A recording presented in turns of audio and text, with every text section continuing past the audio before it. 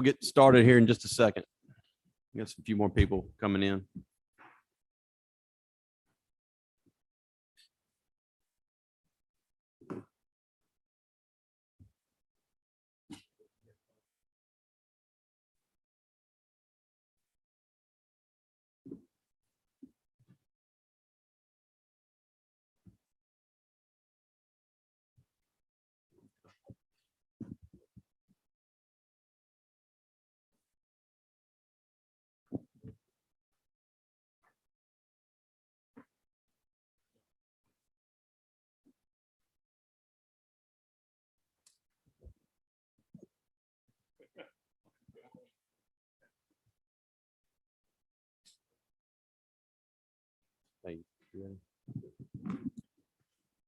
All right, we'll get this hearing underway. I want to thank everyone for being here today.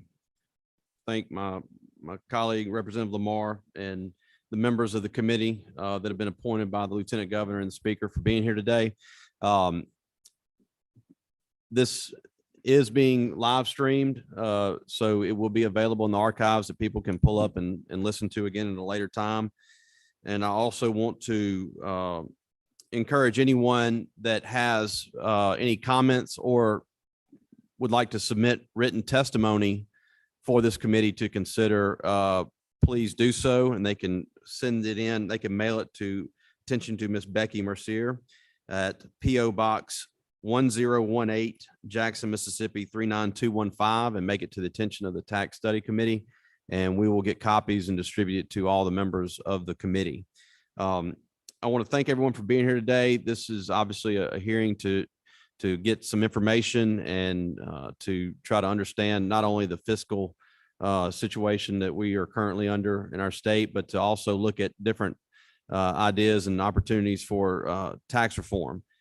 We've got people from our Department of Revenue that will be testifying, Legislative Budget Office, state economist. We have experts from around not only Mississippi, but we also have national experts that will be testifying, local people that are representing business interest, and I believe some professors from the University of Mississippi School of Economics. So we've tried to have a wide swath of people to present and to offer expertise and ideas to this committee. And I appreciate all of them taking time. Some have flown in today. I know we have some people that are up against a flight out of here, so we'll try to get you in and get you out of here so you can catch your flight. But I appreciate everyone being here and taking the time and the effort. We've been meeting behind the scenes with several people to prepare for this, and I know a lot of work has gone into it. So I appreciate the members of the committee and everyone being here today, and I'll let Representative Lamar make some opening remarks. Thank you, Senator Harkins. I just want to echo, won't belabor the point, but just echo what he said. We want to thank everyone for being here. We got a full house today. I want to thank the members of the committee. This is an important 2 days. It's not every day we get to sit around and have this many experts in one place to determine the future and study the future financial health of the state. So again, thank you. We'll try to stay as close to our schedule as we can, but we certainly don't want to keep anyone from asking any questions. Members of the committee, that is. The purpose of today is to find information. So we look forward to it. And with that, let's get started.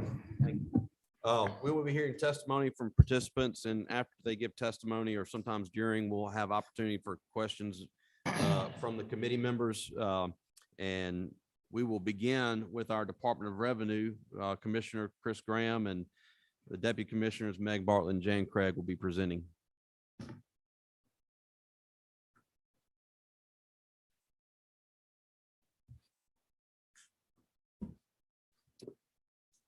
Good morning. So I've been on the job for about a year and a month now. I was appointed Revenue Commissioner last July. Was confirmed by the Senate in the never-ending session that you all had last year, and took over kind of in the middle of a pandemic. And since then, we've worked a good bit with the House, the Senate, leadership at the governor's office, talking about income tax. I do want to echo what both chairmen said. We do appreciate the opportunity to come here and talk with you this morning and provide some information. We have several of our staff members here, recognizing I've only been on the job 1 year. We've got a lot of seasoned staff here in the room with us, and our goal here today is to provide you just some real basic information about our revenue numbers, and then, of course, answer any questions that the committee might have. My prepared remarks are pretty short, and I thought we would start kind of with a big overview of revenue collections in the state of Mississippi. I don't intend, unless the committee wants to go through every single source of revenue that we have in the state, I don't intend to cover every single tax that we have here in the state. Certainly we'll entertain any questions you all have. I kind of wanted to focus on the big taxes that we do have. The biggest of which is the sales tax. It's our largest collected tax in the state. And then right after that is individual income tax, corporate income tax, and use tax as well. And so the sales tax and use tax kind of go together. And so we'll try to hit kind of the highlights of those taxes and kind of where those taxes go. I don't have any specific points I really want to make with you all, other than to provide you some information and then see what questions that you might have as a result. I can't promise you we can answer all the questions today, but we'll try to answer everything that we can. We do have a handout that I think is hopefully all the committee members received. It's the one with the funny looking pie chart on the front.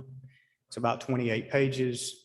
I promise I'm not going to go through each one of the pages one by one. I think most of you would fall asleep if we did. But this does kind of go along with the basics of what I wanted to talk about here this morning. The first 3 pages of what I handed out, those charts represent what the Department of Revenue collected in fiscal year 2021, which is page 1, fiscal year 2020, and fiscal year 2019. And so I thought it would be important for you all to look at, over the last 3 years, the taxes that the Department of Revenue collects and disperses throughout the state. Those pie charts represent what we collected the last 3 fiscal years. We hear a lot of people talk about the general fund. We hear a lot of people talk about diversions. We hear about all these other taxes that we don't collect, by the way. These 3 pages represent what the Department of Revenue collects. And the different categories is just a high-level summary of where the Department of Revenue sends those funds. And so if you look at page 1, in fiscal year 2021, we collected $9.4 billion in the fiscal year.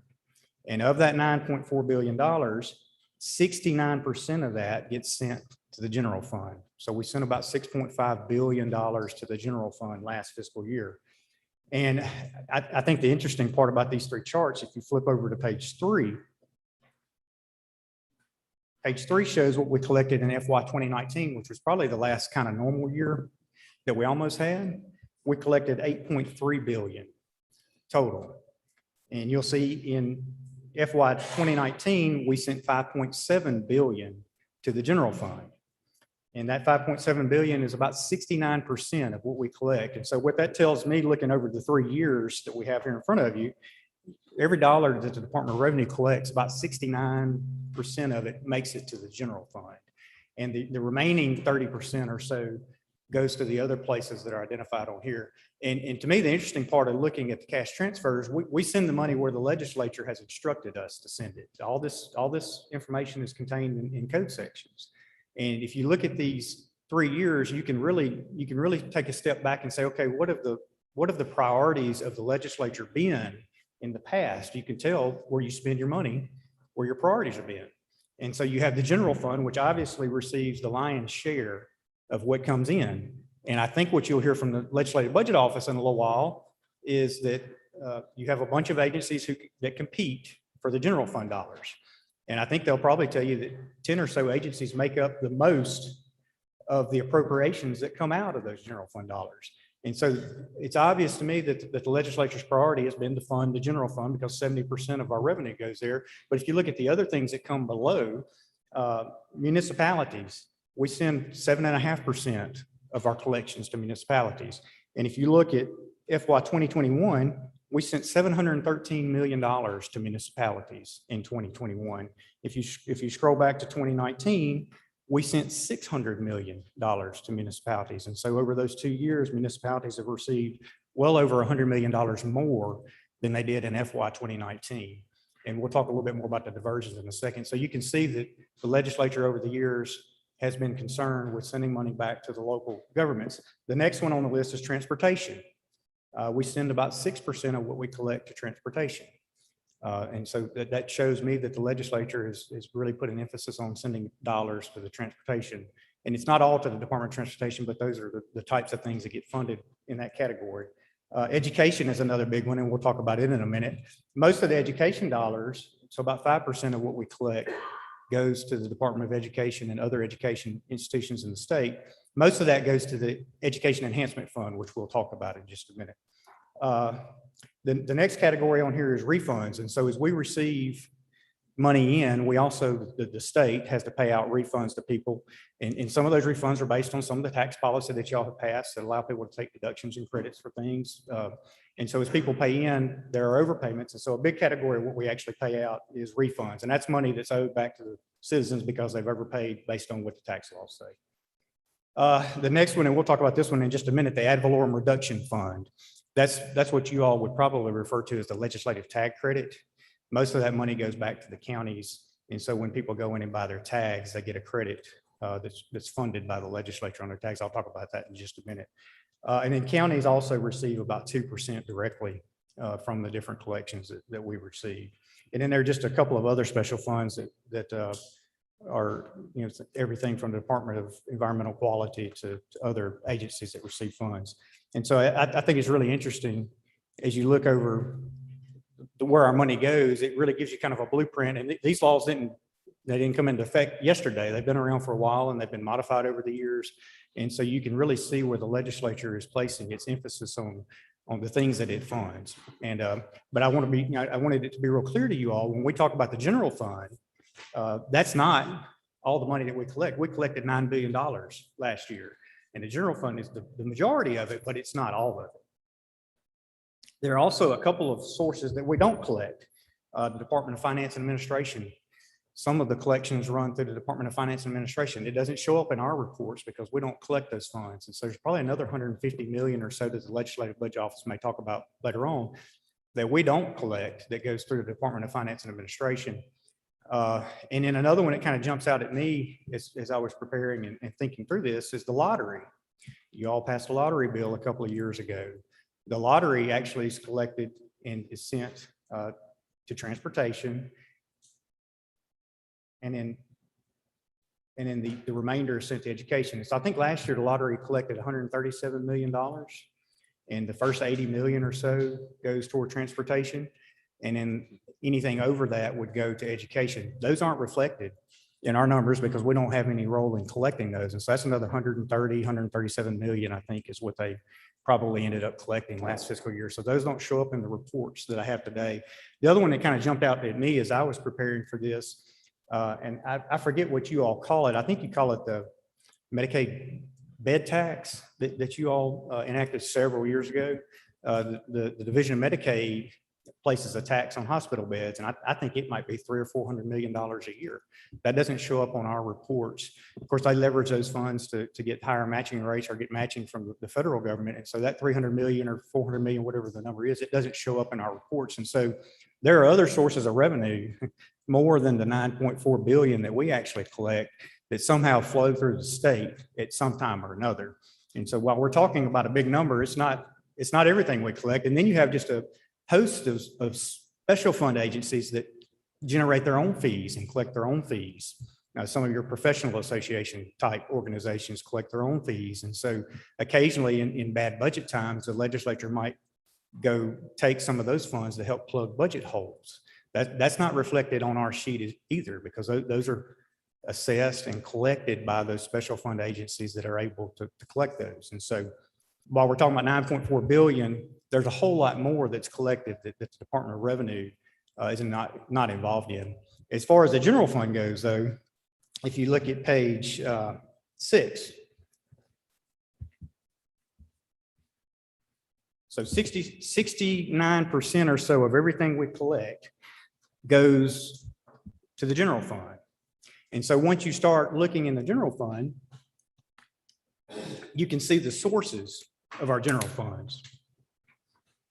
And so I think it's a good rule of thumb to say our general fund is made up of 37% from sales tax,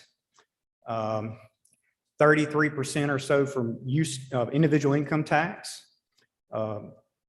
There's a corporate income tax that makes up about 11%. And in use tax, and we'll talk a little bit about the use tax in just a minute, it's about 6%. And then you can just go on down the line and you can see all the different sources of revenue, all the different taxes and fees that make up what we put into the general fund. And just looking, and I actually gave you, apparently I like charts. I gave you 5 years worth of bar charts related to the general fund receipts. And so if you go back to page 8,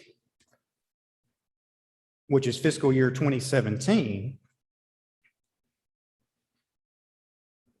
again, the percentages I talked about, sales tax is about 38%, income tax is about, individual income tax is about 33%, corporate and franchise tax is still about 11% of what we collect, and then use tax is 4%. And you can see back in 2017, the general fund receipts, now this is what the Department of Revenue collects, was $5.3 billion. And again, that's about 69% of everything that we collected that year. 5.3 billion of it went to the general fund. And then if you go forward to last year, which was FY 2021, which ended in June, which is on page 4, you'll see that we collected 6.5 billion that went to the general fund. And if you'll notice that year, the sales tax is 34%, the individual income tax is 34%. There were some things that happened in 2020 and 2021 that got our percentages a little out of whack. And so the 34% and 34%, I think, is off just a little bit. And I think there are two primary things that cause that to be off. On the individual income tax, if you will recall, during the pandemic, the Department of Revenue shifted the tax filing date to July after the end of the fiscal year. Well, that moved over $100 million from one fiscal year to the next fiscal year. And so the individual income tax is probably a little higher, maybe $130 million higher than it would normally be. And so I think that number's inflated just a little bit. It will most likely come back down to normal levels this year because we didn't have the same shift this year. We shifted it to May, but we didn't go all the way to July this year. And then the sales tax, if you'll recall, our Ways and Means and our finance committees last year passed a bill that did away with this thing called the bump payment. And it primarily affected sales tax. And so historically, certain types of businesses had to make an extra payment of sales tax. It's kind of considered a prepayment of sales tax at the end of the fiscal year, right at the end of the fiscal year. So we would collect an extra $170 million that would normally be paid in July, or normally be paid in June. We moved that to July. And so the sales tax number for FY 2021 is probably $140, $150 million short of where it should be. So if you bump the sales tax number up a little bit and you pull the income tax number down a little bit, I think what you would see is the percentages would be more in line with what the other years are. So I think it's a good rule of thumb to say sales tax is usually 37, 38% of our budget. Individual income tax is 32, 33% of our general fund budget. And then the others kind of play out. I think the only other one worth noting, though, in this list right now is the use tax. If you go back to 2017, which is on page 8, the general fund received $234 million of use tax in FY 2017. This past fiscal year, the general fund received $408 million on the use tax. And I'll talk about that in just a minute, but that's a significant growth, which has pushed the use tax up on the list that we have here a little higher than it used to be. So use tax and sales tax kind of go together. If you put those two together, they're very similar, but that's the one that kind of jumps off. Other than, gaming is up, alcohol is up, lottery apparently did really well. All the sin taxes, tobacco was up a little bit. All the vices seem to be going up as well throughout the last 2 or 3 years, well, really 2 fiscal years. Having said that, I'm happy to continue to ramble and put you all to sleep. I wanted to cover a couple of the diversions really quickly, and of course, answer any questions you have along the way. If you'll turn to page 9.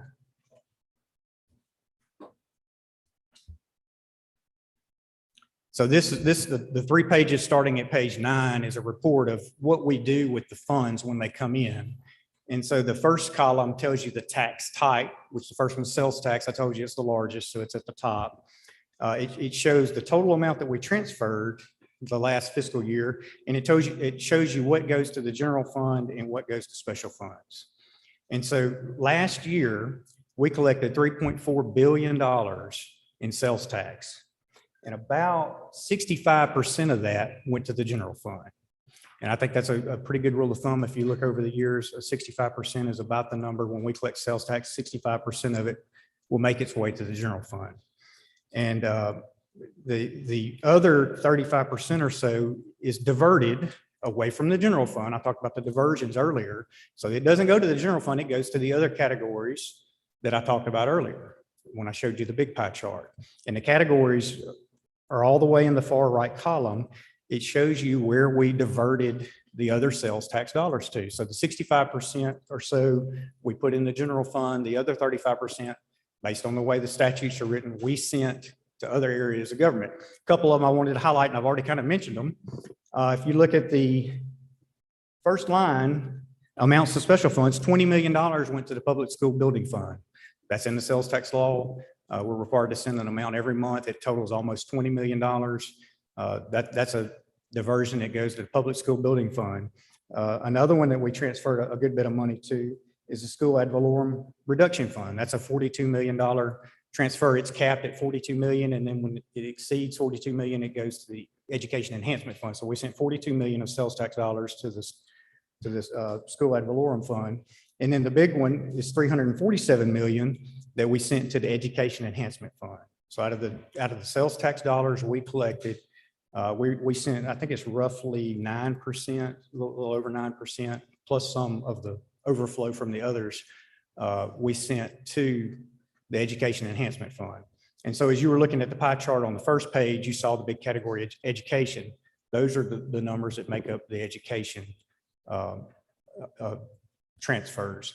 And the Legislative Budget Office has every year works into your budget, and I'm sure Tony Greer is going to talk about it in a little while. Appropriations out of the Education Enhancement Fund, appropriations out of the School Ad Valorem Fund, and appropriations from the Public School Building Fund. And so as they're building the budget, we're sticking the funds in those funds as we're told to do by the law, and then they're subject to appropriation by the legislature every year. And you know, the thing I probably don't have to say is sales tax goes up, the transfers we make, you know, we're going to send 35% or so to special funds. And so, you know, as sales tax goes up, if you keep all the transfers in place as they are now, those entities that receive those diversions will receive more if the sales tax happens to go up. The second one I wanted to highlight, a big part of what we collect in sales tax goes to municipalities. So sales that occur within the municipal city limits, corporate limits, get transferred. 18.5% of those sales get transferred to that municipality. And so the number on that for FY 2021 was almost $500 million. And so as we were looking at the first page, you saw municipalities. Most of that is sales tax transferred under the 18.5%. Another one I wanted to point out, because I mentioned it earlier, is the motor vehicle ad valorem reduction fund. That's the legislative tag credit. So out of the sales taxes related to the sale of automobiles, the purchase of automobiles, they get transferred to the motor vehicle ad valorem reduction fund. And that fund is used to provide a legislative tag credit to taxpayers when they go in to renew their tag or buy a new tag. And so if I go in to buy my tag at the tax collector's office and it's $100, the tax collector will say, well, you only have to pay $95 of that because the legislature has provided a credit of $5.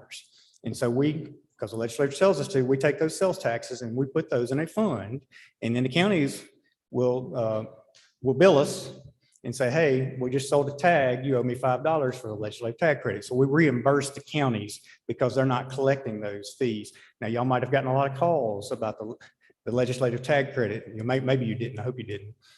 We have to set that every year.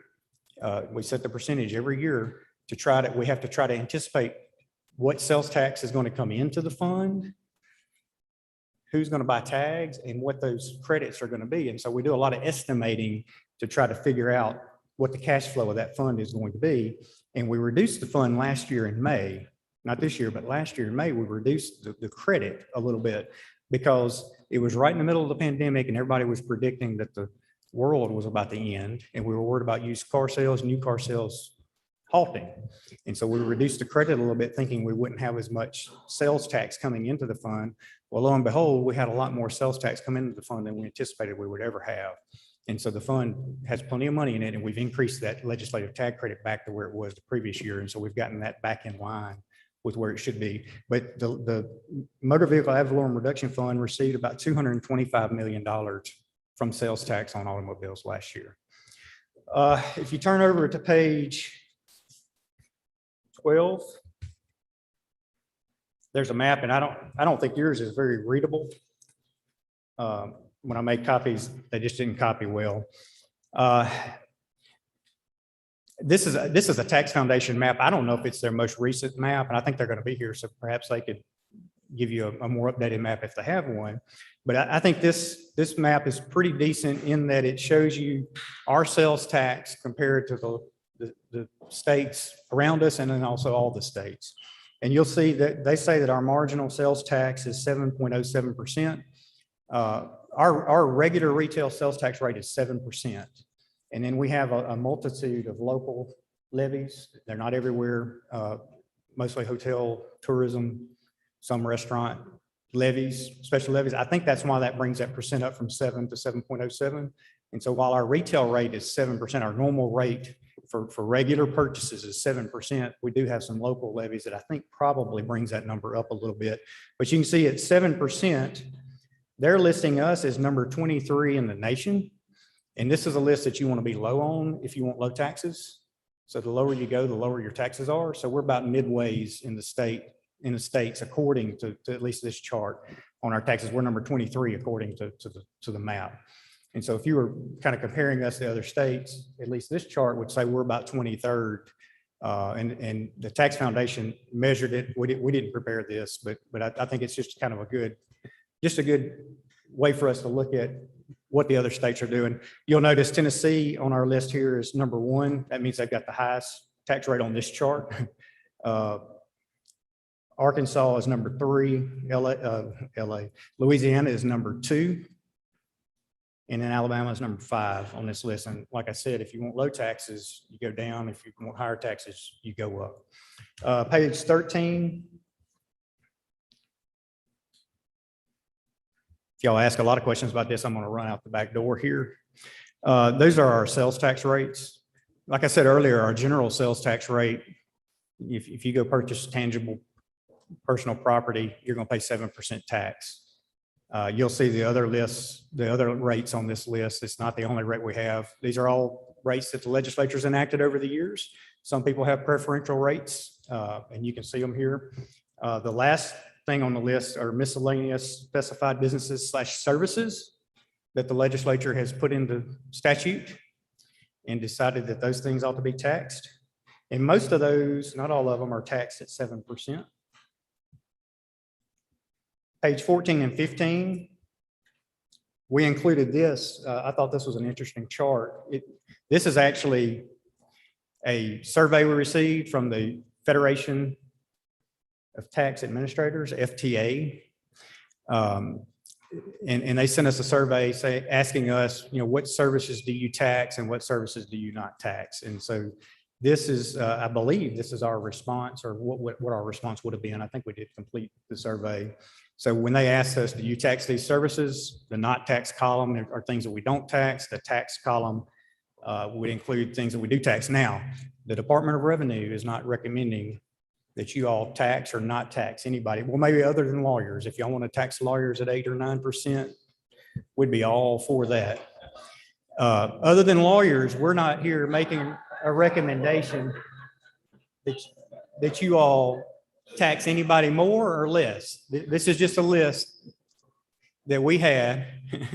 This is just a list that we had based on a survey that we filled out. I thought this was a pretty interesting list. And so I just don't want y'all to think we're here proposing that y'all raise taxes, lower taxes, change sales taxes. We just thought you might want to see the list of what is and what is not taxed.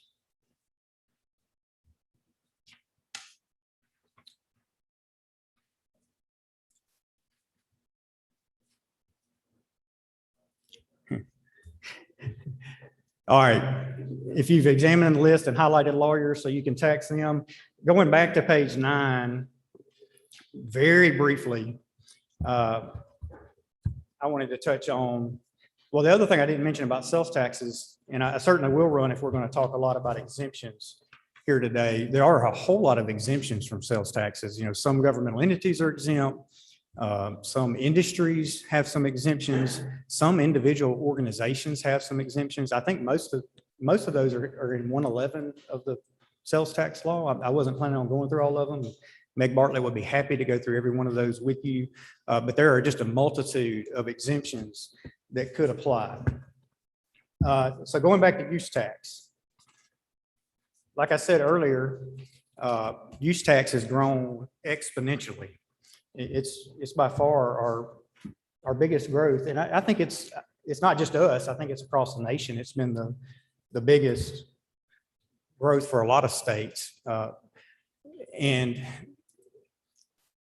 if you guys would go back a couple of years, you all did a special session where y'all passed a Use Tax Modernization Act. And the use tax, I think that's what it was called, Use Tax Modernization Act enacted some special transfers related to the use tax. And those transfers included transfers to cities and counties and the LSBP program. And I think the thought of the legislature back then was you wanted to fund transportation projects across the state, cities, counties, and the local system bridge replacement program. And so I think it was 2018, maybe I may be wrong about the year, that you all had a special session and you enacted at the same time you enacted the lottery as well, I believe.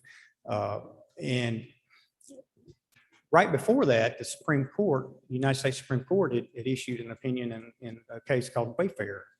And basically what Wayfair said was internet sales tax is good to go. You can require people selling things that have a sufficient connection to your state, which there's some technical language in the case. If they have a sufficient connection to your state, you can require them to collect and remit sales tax. Use tax is what it's called. And so we went from, use tax used to be, I might go out of state and buy a car, and when I bring it home and go get my tag, they make me pay sales tax.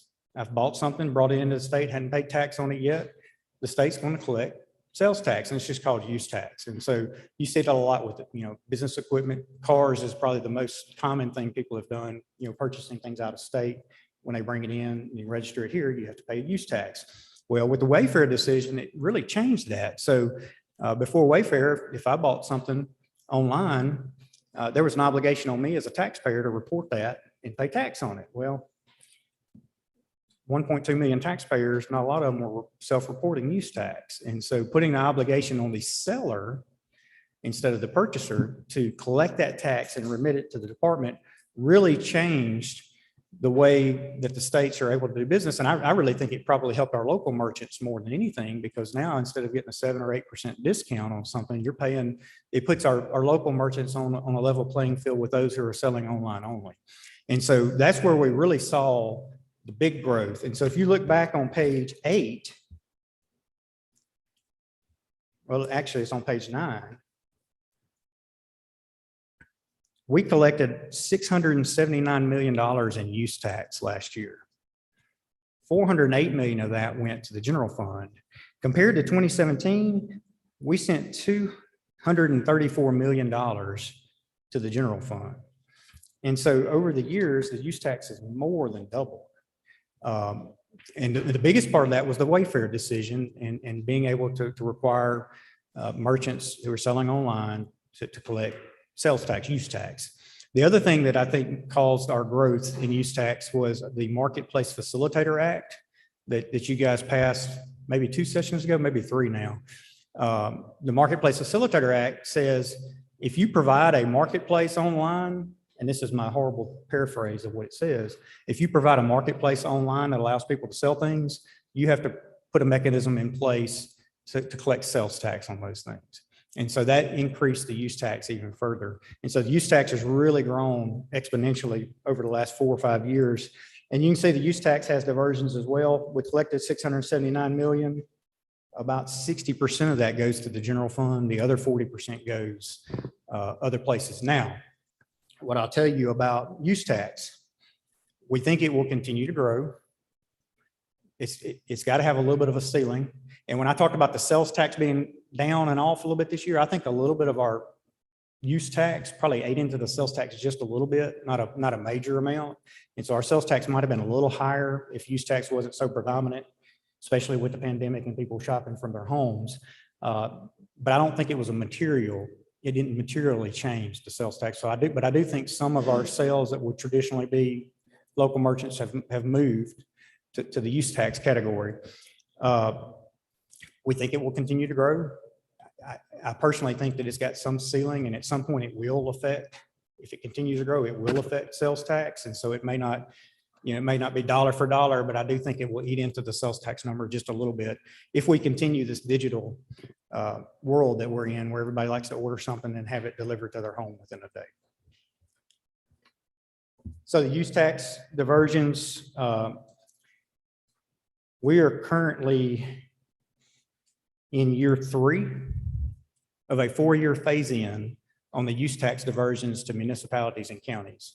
So when you all first enacted the transportation bill, the Use Tax Modernization Act, you all directed the department to transfer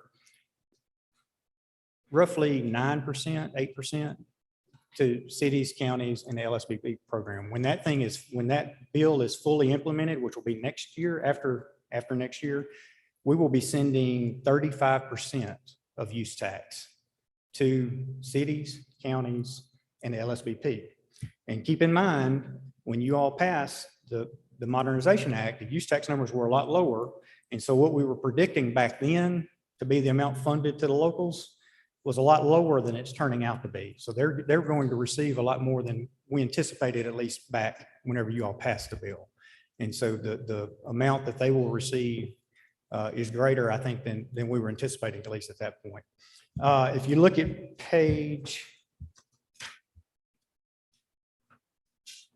pages 16 through 24.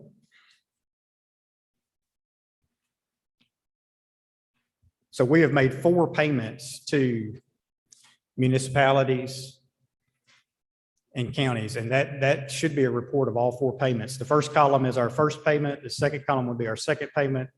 The third column would be the third payment, and the fourth column would be the fourth payment. And you can see the rate went up after 1 year, and it'll continue to go up until those rates to the cities and counties is at 15%. Commissioner, so right now they're at 7.5 and they'll be at what, January? In January, they will be at 11.25. Then eventually. And it'll go 11.25 for 2 payments, and then it'll hit 15 the next 2 payments. And I think that's July or August of 2022 would be the date that it would hit that, maybe August.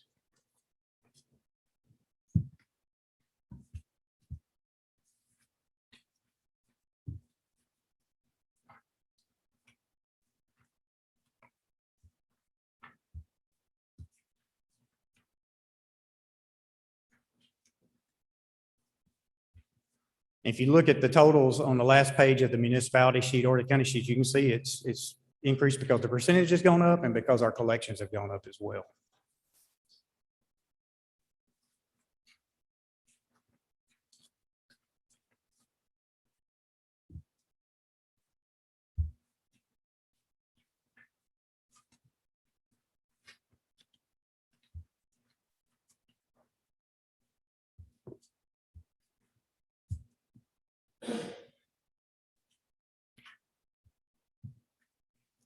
All right, so the last thing that I'd really intended to cover today, just kind of as prepared remarks, is our individual income tax and corporate income tax.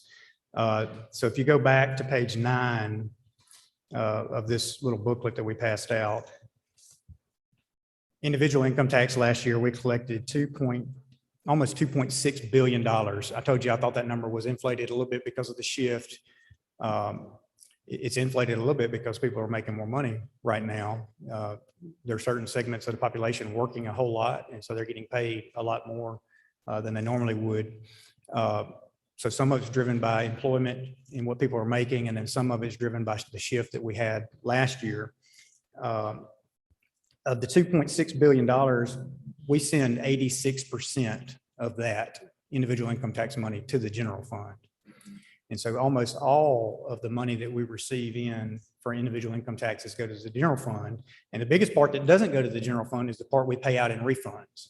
And so almost all of it, there's 25 million that we've been using to fund some of our economic incentives. And if you all do make changes to the income tax law, I think you have to consider some of the economic incentives that are tied to the withholding tax. I think I've got a couple of those that are listed on the very back page of this little booklet. But just know that 86% of what we collect in individual income tax, that goes to the general fund, and the part that doesn't is really mostly made up of the refunds that we pay. If you look at page 25,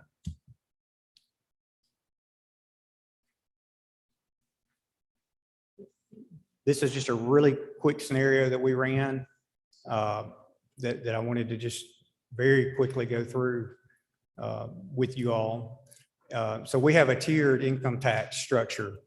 Y'all several years ago enacted the Taxpayer Pay Raise Act.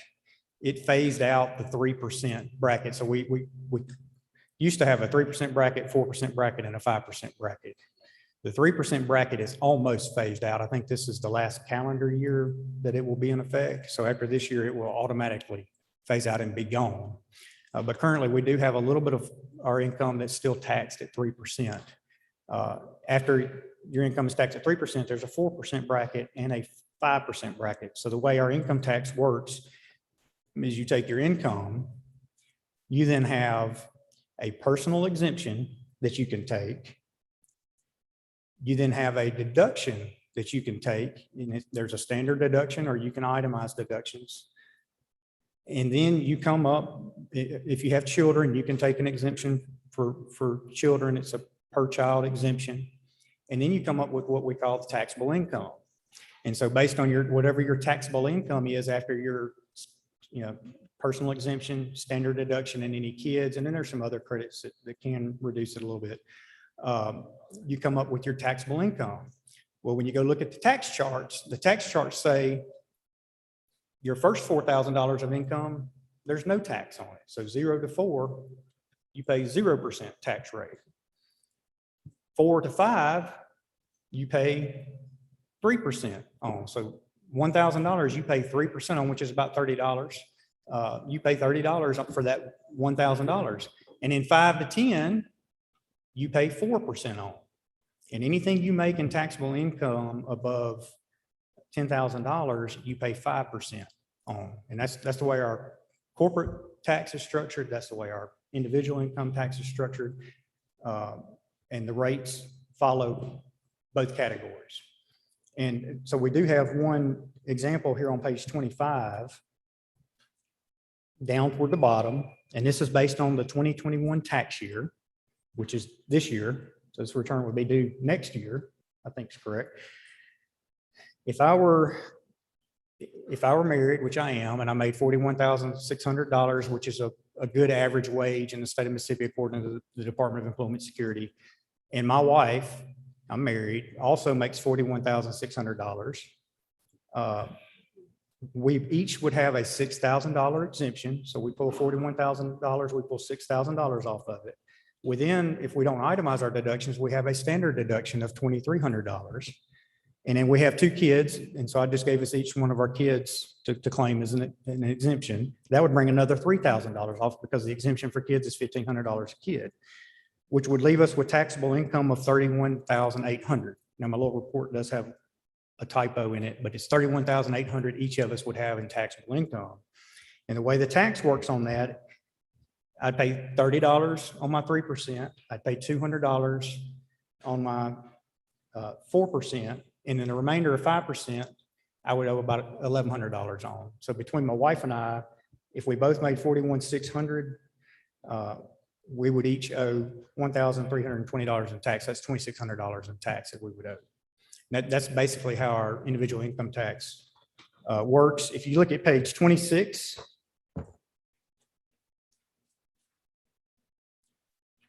that's a map of tax rates in our state. This one's a little more readable than the last one I gave you. And that just shows you kind of where we line up with the states around us and then other states. The ones that you can't see have no state income tax.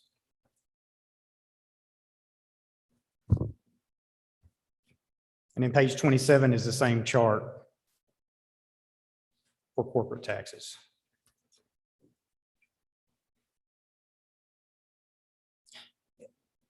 Something that we just kind of talked through as a staff and thought was interesting, if this was some sort of ranking, which I don't know if they use this to rank us or not, but they do put it on a map and show what we compare to others.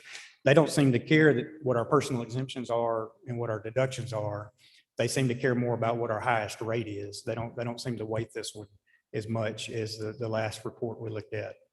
And we thought that was kind of interesting that it looks like it's looking at the highest rate instead of the marginal rate, at least on this report. And I'm sure there are other reports that do it different. Having said that, that's really all I intended to cover today. Those taxes that we just went through, once you collect those taxes and send what's due to the general fund on those taxes, that's 88% of our general fund.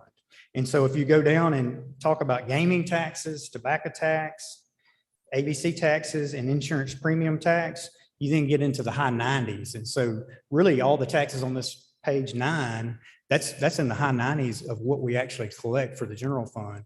There are other taxes we collect, but these are the big ones. These are the ones that bring most of the money into the state and fund the basics of state and local government. And so the ones we covered, that's 88% of your general fund right there.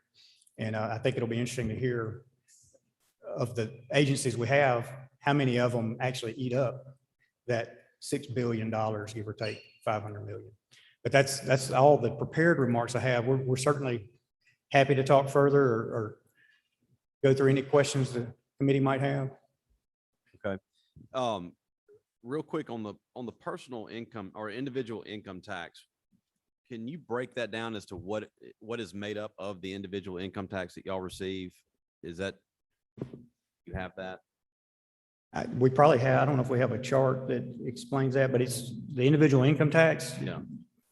Primarily wages. And then you have the different pass-through entities so you might have an LLC or something and you receive a K-1 and the income from that would flow down to your income. Dividends, interest dividends, governmental refunds make up a little piece of it. Are there any other large categories? I don't think I have the breakdown. I think we do have a breakdown of what would go in each category. I don't think I have it with me. Okay. But wages, I think, is the vast majority of what makes up the individual income, I believe.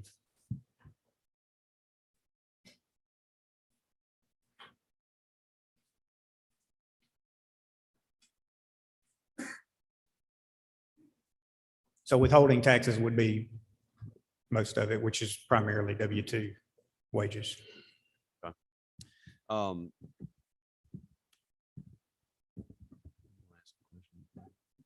I'll open it up to the committee. Are there any questions from the committee? Senator Parker and Senator Brown, I'll get you next. Go ahead. Thank you, Mr.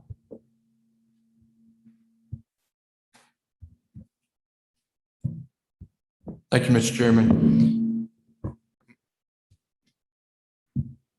Thank you, Mr. Chairman. Thank you, Director. I'm going to push it far away from me, see if that helps.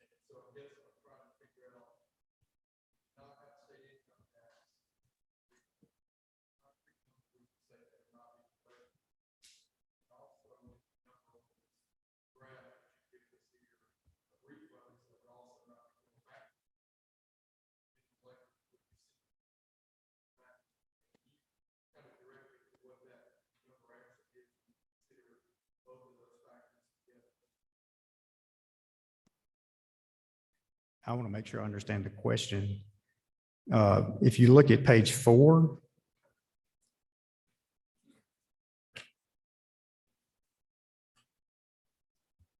the individual income tax number there is 2.226. Is that the one you were looking at a minute ago?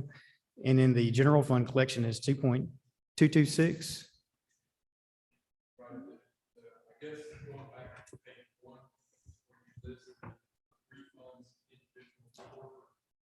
Okay.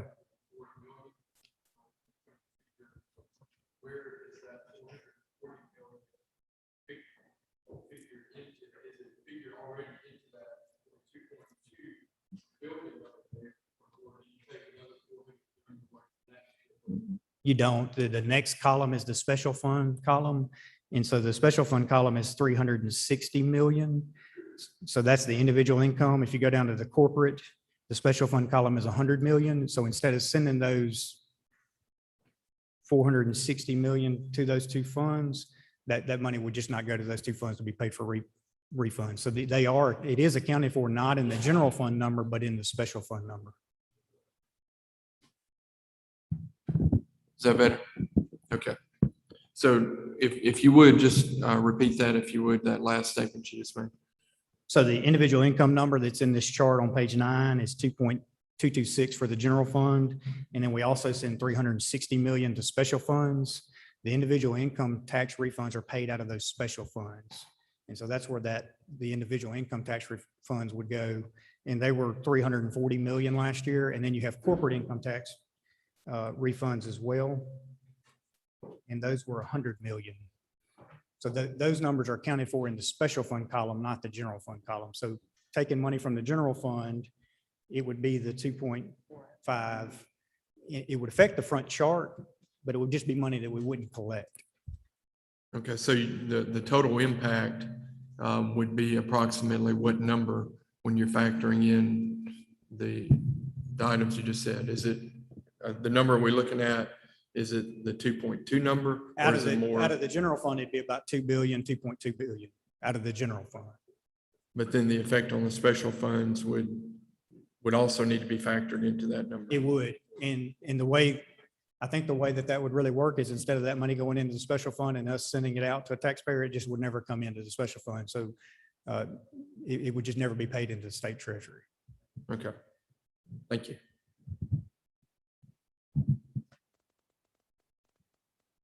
Brian.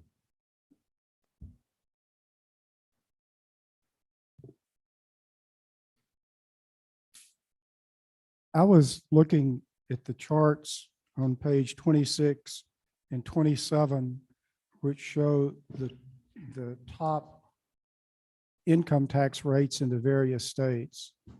And I think I've counted right, but it looks to me like of the states that have an individual income tax, there are only 8 which have a rate lower than Mississippi. In other words, every state that has a state individual income tax has a rate of either 5%, which is what Mississippi has, or greater, with the exception of 8 states. I didn't count them, but I would agree with you probably where we stack up is pretty close to what you described. I say that because it's possible that I'm miscounting, but fortunately, it didn't go into double digits, so I didn't have to deal with that. But also, looking at that same thing, there are only 3 states with a top rate below 4% is on the individual income tax as I look at it. So you've got only 8 states lower than Mississippi, and they range from like Illinois with 4.95 down to I think Michigan with 4.25. And so looking at the chart on page 27, which shows corporate income tax rates, the first thing that jumps out at me is the number of states that do not have the same tax rate for corporations that they do for individuals. I've always thought just as a matter of policy that we should have identical rates, but not all states do. So looking at the states which impose a corporate income tax, I can only count 6 states with a top corporate tax bracket that's lower than Mississippi. And sort of using the same measure that I used, period, there's only one state that has a corporate income tax which has a top rate less than 4%.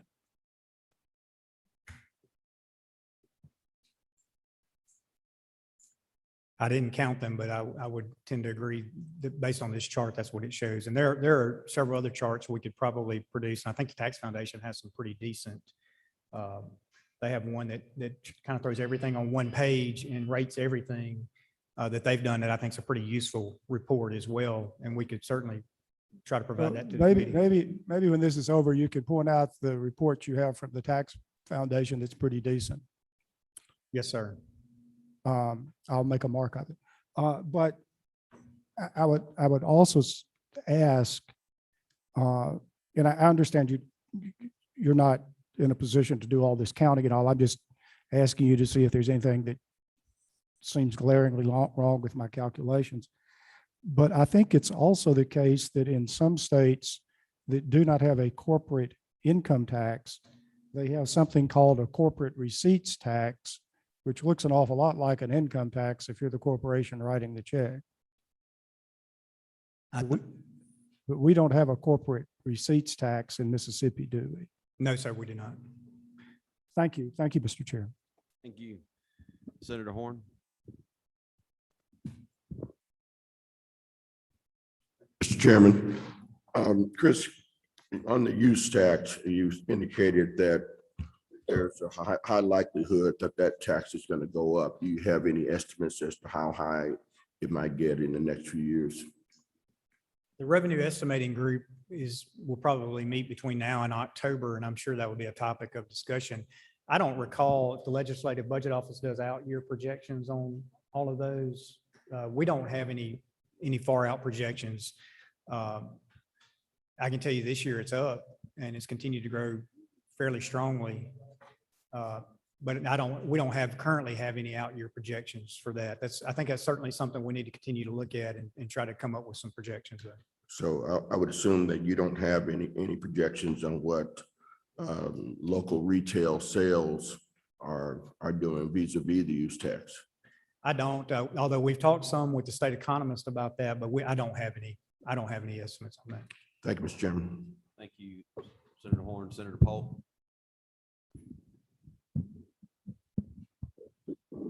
Thank you, Mr. Chairman. Commissioner, a couple of questions. Do we know off the top of our head right now what the sales tax dollars we collect on groceries are? We have some estimates. They're educated estimates. You know, when you go into and I'm sorry I didn't just answer your question, I'm kind of rambling, but when you go into the grocery store, for example, you might buy ham and you might buy a cooler for your Coca-Cola or beer or whatever you drink. The cooler is not a grocery. The ham is. We don't have separate rate codes for each one of those things. And so a lot of these stores sell everything from tires to food. And so the quick answer to your question is we don't know, but we have some experienced staff, some of whom are here that I feel very confident have come up with a decent number. And our last time that we really looked at it, it was about $400 million that grocery tax would generate if it was collected separately, is what we came up with. So it's about $400 million. And that's a rough estimate, but it's an educated estimate. Secondly, the diversion we send back to the cities for use tax. If I remember, there was discussion, I don't remember how we passed it, that the percent of sales tax that the city gets is determined what their percent of use taxes are. Is that the correct way we do that? That's generally correct. I think the way that it's calculated, I think it's a three-part test. You get 3 million in equal share. You get half based on population and half based on city diversion. So it's a three-part test, but it is based in part on your city diversion. Thank you very much. Thank you, Mr. Chairman. Thank you. Representative Zuber. Thank you, Mr. Chairman. Commissioner, thank you for your time. I have just one question for the benefit of the public that does not have a copy of the handout concerning specifically the revenue numbers and the graphs. They basically show that revenue is at a historical all-time high. Is that correct? Yes, sir. Revenue is gone through the roof, has gone through the roof in the last, and going back to 2019, the Joint Legislative Budget Committee met probably in 2018 and revised the revenue estimate for the general fund to just about $6 billion. And when the pandemic hit in 2020, we were 150, 200 million over that estimate. So things were really skyrocketing then. Pandemic hit and it kind of, one month it tanked and then it kind of leveled off and then it started going up again. But yes, sir, I think it's very accurate to say revenues are at an all-time high. Thank you, Commissioner. We all know the answer to the next question. With this historical all-time high revenue, government basically has two choices with this revenue, to either spend it or provide some tax relief, correct? I think those are two. Yeah, yes, sir. I think that's a very easy question to answer. Representative Lamar. Thank you, Commissioner. Just, I want to go back to a question that you've already had and just point this out just to make sure that I and the rest of the committee understands exactly this issue. Senator Parker asked you questions about the individual income tax number, right? I think it's on page 9 Yes, sir. of our outline. Yes, sir. The number transferred to the general fund, again, this is for 2021, is 2,226,000,000, right? Yes, sir. That's correct. Okay, that is the number that you previously testified to that was, for lack of a better word, somewhat out of whack this year, correct? Yes, sir. That's correct. Okay, and so you would expect that number to be somewhere in the ballpark of 1.8 to 1.9 billion, right? I think in a normal growth, it would be 1.8, 1.9. And I think that the Revenue Estimating Committee will get together later this year and take a hard look at the income tax number. But yes, sir, in normal growth pattern, you would expect it to continue to grow based on where we are, but maybe not as high as it is right now. And so it's most likely that after this year and the bump that we put over into this fiscal year, that number will return to that 1.8 to 1.9 more normal growth pattern. I think right? that's the $2 billion question, but yes, sir, I think it's possible that we could return back. Thank you. Commissioner, do you have any idea how much the unemployment benefits drove up the income tax? That obviously we cut those off in June. There's no way to really. I don't think we have a complete picture of that. We have some data on that, but I don't think we have a complete picture of that. But we think it, that y'all, I think y'all passed a bill last year to allow people to withhold on those funds. Previously, when you went in to sign up for unemployment benefits, you only had the option to withhold for federal. You didn't even have an option to withhold for state. And so one of the things we were worried about is people were taking unemployment benefits, not realizing that it's subject to state taxation as well. And so there could be some funds that we're chasing somewhere down the road because we haven't collected the tax on it. So, but I'm not sure what it did to the income tax. Do you think that's probably why you would think an estimation of why the income tax was so much higher was just due to all the? I think what we saw is that withholding was up. And if you look at the places that the withholding was up, a lot of it surrounded healthcare. And so I think healthcare has really pushed the number further than maybe normal, which I think goes to Chairman Lamar's comment probably. And so, assuming that this pandemic ends at some point, you would think some of that might adjust. I think you're also seeing different places struggling to hire folks. And so the wages have gone up a little. And so I think that probably plays into it as well. The unemployment extra benefit probably has a little piece of it, but I'm not sure it has as much as the fact that there are certain industries, certain segments of our population that are working more right now and making more. I do.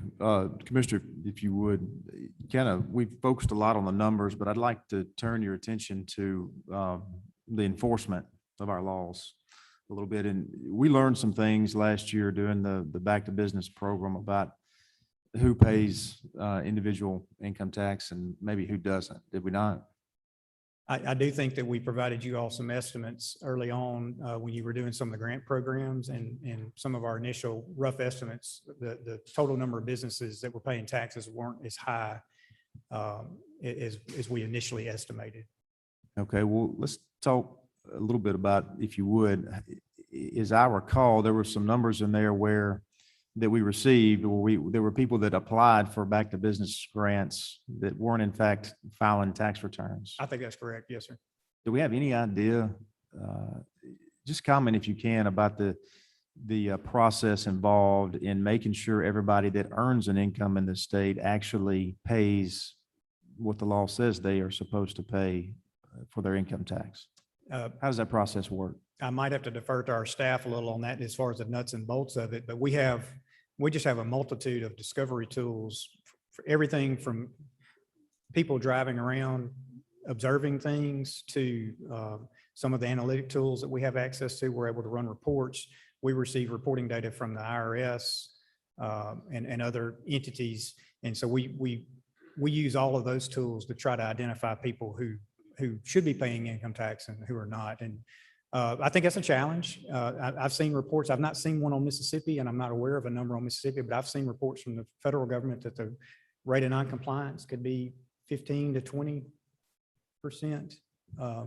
on income tax. But we could certainly try to look and see. I don't have it with me, so I may be wrong about the percentages, but the income tax, it can be a challenge sometimes to ensure compliance. It's work. What about the sales tax enforcement? How is that an easier mechanism to enforce? I would defer to Meg Bartlett and Jan Craig on that. I've been doing it a year. What I have observed in my long experience doing this is any tax you collect, there are going to be people who try to figure out a way not to pay the tax.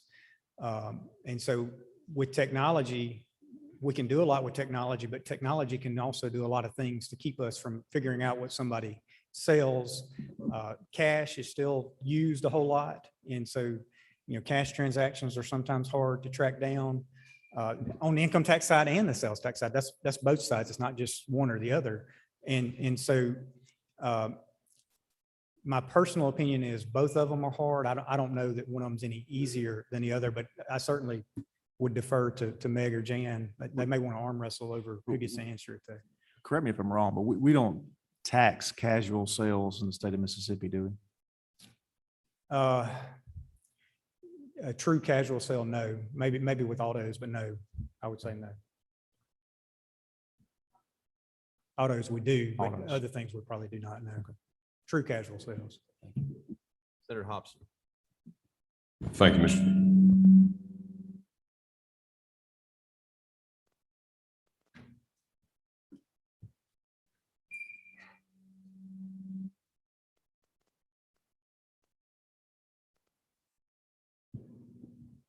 Commissioner, you were alluding to the federal influx of funds as it relates to the income tax in response to Senator Harkin's questions. As it relates to the other federal funds that have come into the state this past year, do you have any data to reflect how that has affected, in addition to the income tax, the sales tax and other taxes? Obviously, we've seen an increase in income to the general fund this past year, FY 2021. Have you got any data to reflect how much the federal funds that have come in through the various programs over this year have impacted our state's revenue? I do not. I think anecdotally, you could say that it has had an impact and probably will continue for some time, given the amount of money that you all have, not only in excess state revenues, but also other federal funds that are coming in. We've talked some with the state economist. I haven't talked to him in a couple of months, where we've had some general conversations about how those funds might be turning over and creating, but I've not seen anything official that would relate to our state or our actual general fund. Undoubtedly, it's had some effect. Our economy was in really good shape back before the pandemic hit. And so it's a little hard to gauge how much of that is, how much of our growth is because we didn't stay closed very long, we got back going, and how much of it is really the money that has come in to the state. But I have not seen anything official. I think it's something we need to look closely at though, and try to get our hands around. Okay, the other question I have is related specifically to the individual income tax. I look back at the charts that you've got that reflect essentially $1.8 billion received in individual income tax in FY 18, 19, and 20. Obviously, we had a significant increase in 21. I think you mentioned this earlier. I think we had projected at one point, we thought when we pushed the tax receipts of 2020 into the FY 21 year, when we first talked about it, my recollection is we thought that would be about a $220 to $250 million increase. I don't know that there's a two-part question here. One is, do we have any data now that you've got that reflect how much of that push forward money from 20 tax returns into 21, what that number was? And then two is, do you know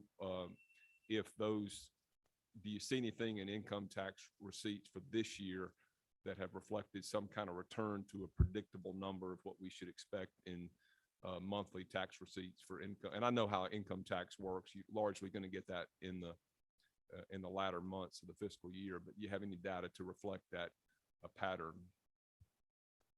Thank you. I believe that the ultimate number that was shifted was about 130 million of individual income tax. That was a number as we went back and looked at historical returns and what we actually received. We kind of landed on that number. So the shift would have pushed 130 on individual income tax. The withholding number that we see and the estimated payments that we see right now on individual income tax, if it holds where it is right now, individual income tax will be substantially up again this year. So the early data from 2 months, but 1.5, I guess 2 months, 2 months almost, is that withholding individual income tax is going to be very strong this year. But let me.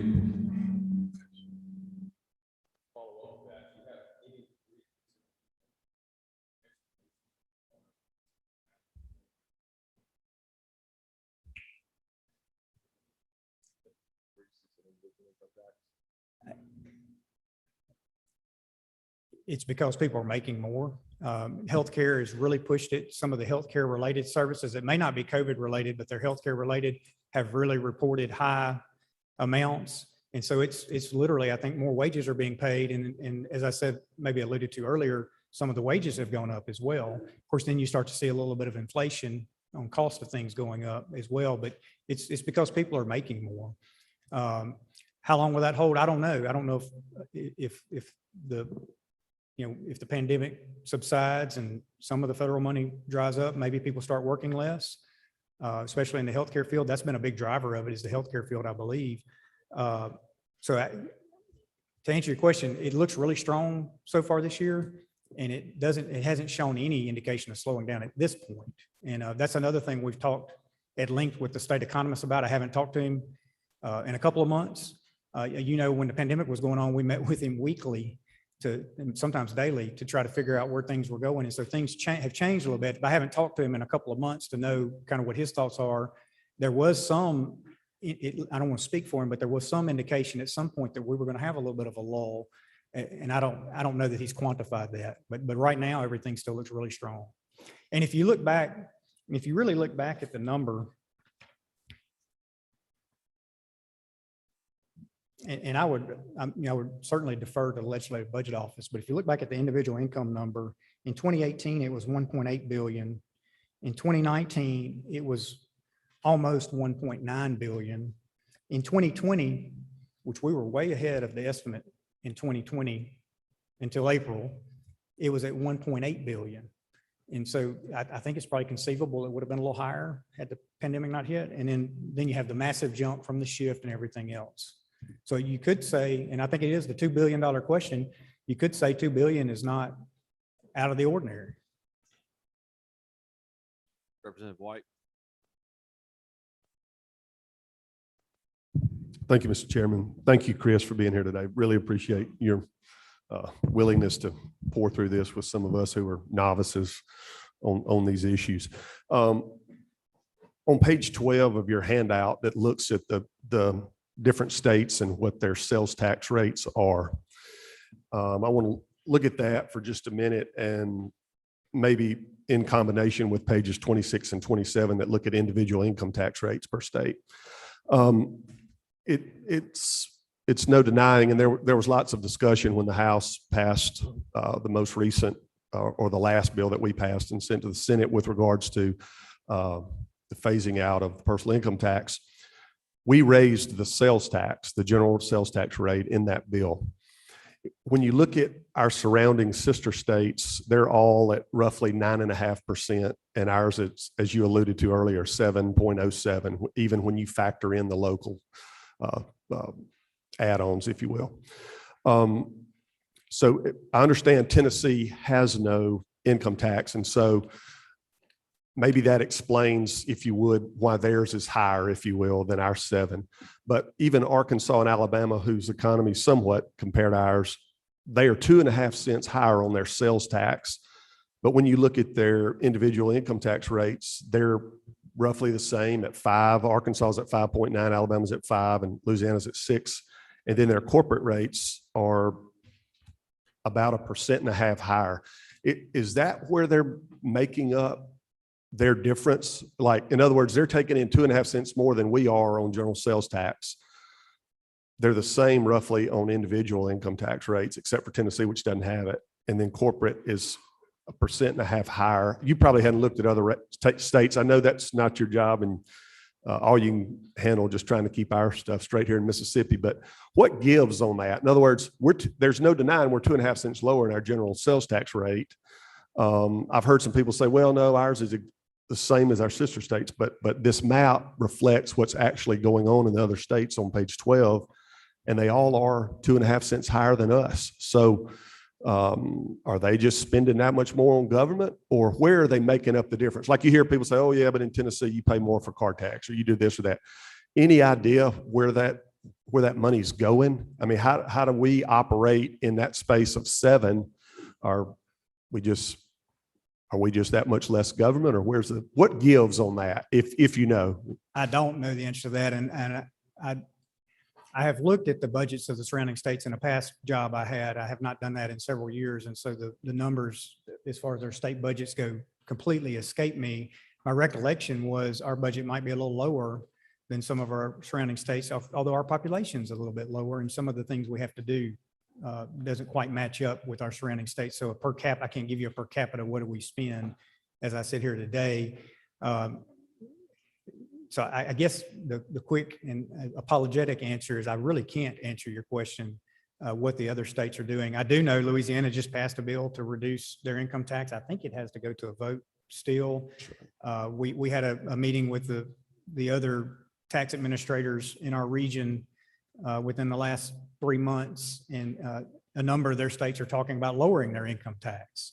It's not, we're not the only ones actually discussing it. It's several states that are discussing it or actually taking actions on it. It seems like North Carolina may have just done something or has plans to possibly do something. I think Alabama's had some discussions, Arkansas's had some discussions, and all of those seem to be surrounded over lowering the income tax. Louisiana, I think, did pass one. I don't recall what the particulars of their provisions are, and I don't think it's gone to a vote yet, although I'm not positive on that either. But the quick answer to your question, I'm sorry, I really don't know. We could certainly dig into it a little bit and try to answer those questions for you, though. And one other question, Mr. Chairman.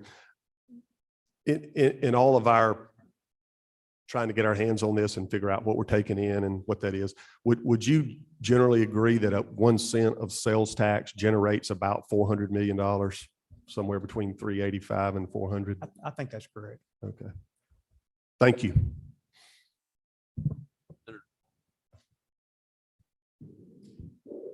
Thank you, Mr. Chairman. One more question.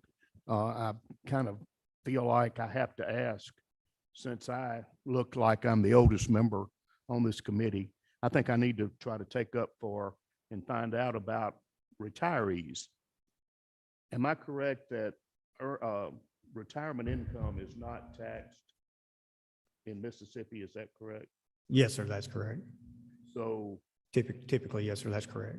so if we raise the sales tax to 9.5%, we're actually going to hurt a generational group that would pay more tax under this plan than they would otherwise.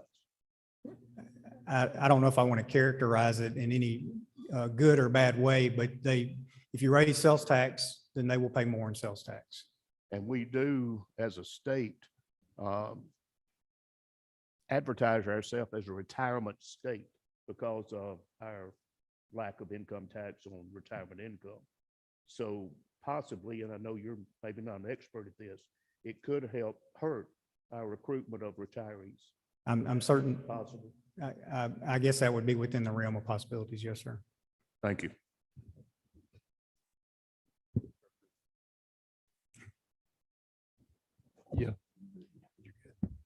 Commissioner, switching gears, I had a question I wanted to ask a minute ago. How much of your staff is at DOR is devoted to the processing and handling of individual income tax returns? I don't know the answer to that. How many of our staff are devoted to processing I individual? mean, is it income a tax large part? Is it a small part? returns? It's a large part. Okay, I'm It's just a- trying to figure out a Sales ballpark. tax and income tax are two big areas, and they would take up.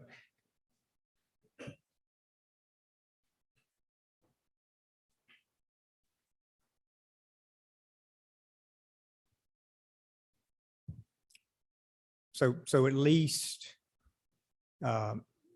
it's probably above 10%.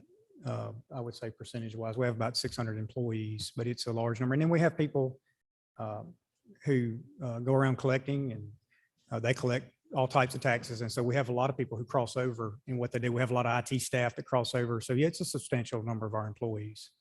Okay, and next I'd like to switch back to what Senator Polk was talking about. When people say we don't tax retirement income, what they're really talking about are qualified plans, right?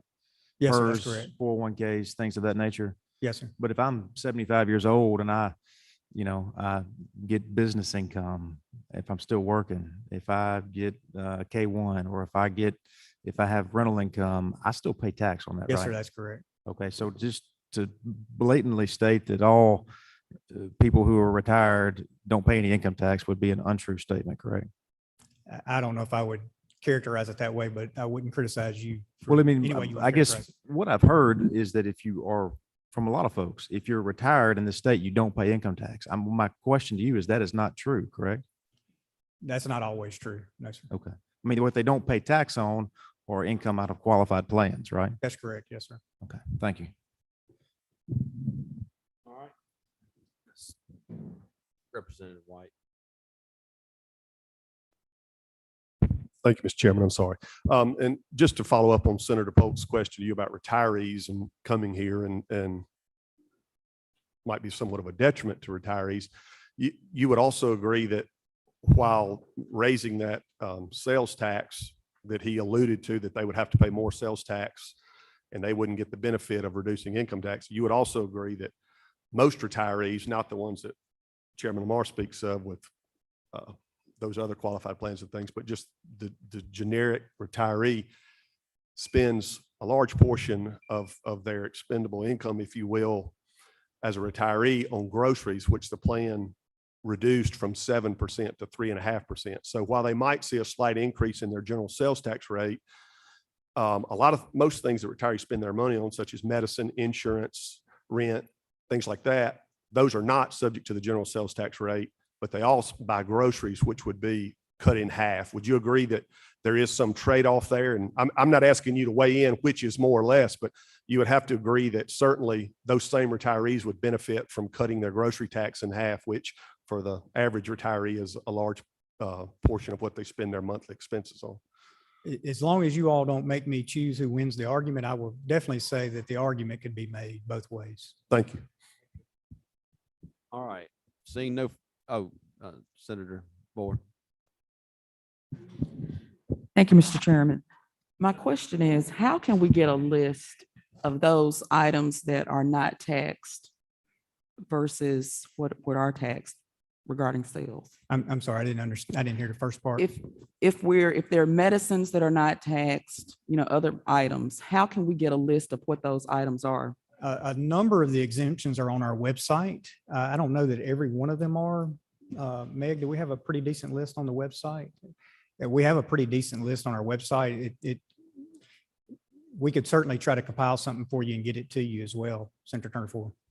And one last question. I was looking at these sales tax rates on page 13. And some of them strike me as being relatively low. And I know that may be a position that people might not want to discuss, but my question is, when is the last time these rates were, I would say specifically for some of these 1.5% items, when was the last time they were adjusted? Farm implements was probably 2003.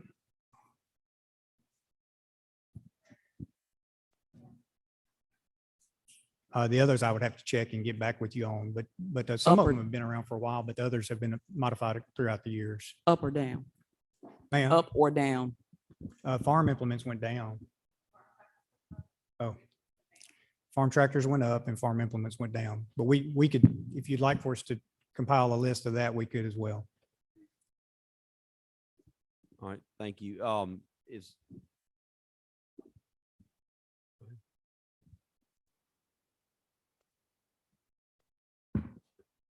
Thank you, Mr. Chairman. I wanted to ask you to walk through some numbers that we had received and done some calculations, if I may, just to make sure that they're accurate. May I do that with you? I will certainly try. I have what I want to show him. I think I have copies for all the members. If y'all want to take a copy and look at it.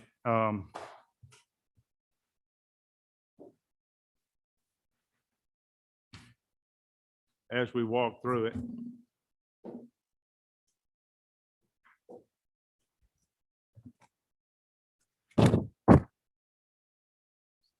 I wanted to just walk through these numbers, make sure that the calculations we did on the house plan are accurate and correct, and get you to verify them. And I was looking at, I guess, the last page of your, well, it wasn't the last page, page 25 maybe, of your little handout. You kind of cover some of this. Now, this page I just handed out assumes that the 3% bracket is gone. So as you said earlier, the 3%, this is the last year of the 3% bracket. So this would assume that that's no longer the case.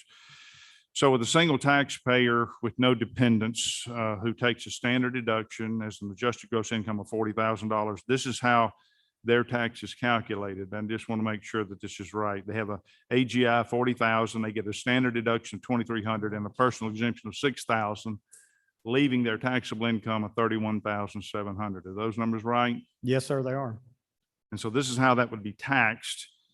With the 3% gone, the first 5,000, there'll be no tax on that. That's correct. And with the second 5,000 of income that's taxed at 4%, which is $200. Yes, sir.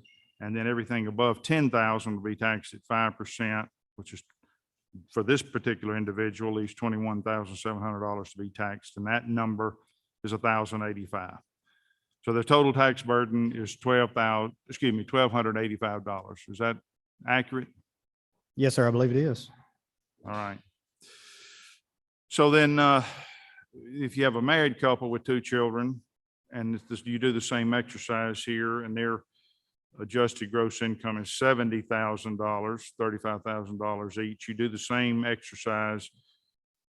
Because there's 2 of them, the standard deduction is 2,300, I mean, 4,600, not 2,300. Personal exemptions are 12,000, not 6,000. And then they have 2 children, they get the dependent exemptions of 3,000. So their total taxable income is $50,400. I think there's a typo there with an extra 0 on the end of it, but those numbers look right? Yes, sir, they do. And then, of course, below that is the way that's broken down. Since the 3% bracket is gone, the first 10,000 is exempt. Then the next 10,000, 5,000 for each of them was taxed at 4%. And then everything above that is taxed at 5%. So their total tax burden would be $1,920, correct? That looks correct. Yes, sir. Now, at the bottom, I just put that under the bill that the House passed last year, those dollars would go back into the pockets of the taxpayers the first year that the bill would go into effect, correct? That's the amount of the money those people would keep. That's my recollection of the bill. It's been a while since I looked at it, but yes, sir, that's Okay. my recollection of the bill. Well, I represent to you that that's what the bill did. We made it so that the exemption would kick in at $40,000 right off the bat. So if that's true, then these are the dollars that those individuals would keep in their pocket, right? Yes, sir. And I certainly trust your representation on that. Now, there's been some talk of just phasing out the 4% bracket at an even amount over a period of years, maybe 4 years, 5 years, like that. Now, on the sheet I just gave you, we see that the amount on the 4% bracket only generates about $200, right? Yes, sir. Well, That's that's the correct. amount that the taxpayer has to On pay. is the single $200. individual. Yes, sir. So if you phase that out over a 5-year period of time, let's say, that's about $40 a year, right? Yes, sir. That's That the correct. taxpayer would keep. So under the House plan that we passed, the first year under the plan, the taxpayers would keep $1,285 for individual, almost $2,000 for a couple, correct? Yes, sir. Based on sheet these I just figures. gave you? Yes, sir. But if we just phased it out at an equal amount over only the 4% bracket, it would only be $40 a year, correct? It'd be, yes, sir. Okay. It'd be $40 for the individual and then I guess. I did 80 math on that. And y'all can check me if I'm right. But if an individual gets $1,285, saves $1,285 per year, that's the amount they're going to keep in their pocket because they're not having to give it to the state of Mississippi because the income tax is gone. In the first 5 years, that individual would pocket $6,425. Your people can do the math, make sure I'm right on that, but that's the calculation I have. If they keep $1,285 per year for 5 years, that number that I calculated is $6,425. But if we phased it out, like the second plan that's been proposed, they keep $200. That's the math I've got.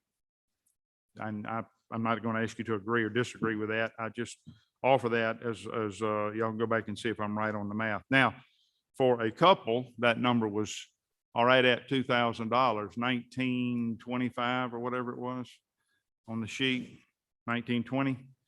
So if you did that times 5 years, that would show how much that couple would keep versus $400 if we just phased out the 4% bracket. I have here a report from the Department of Revenue annual report.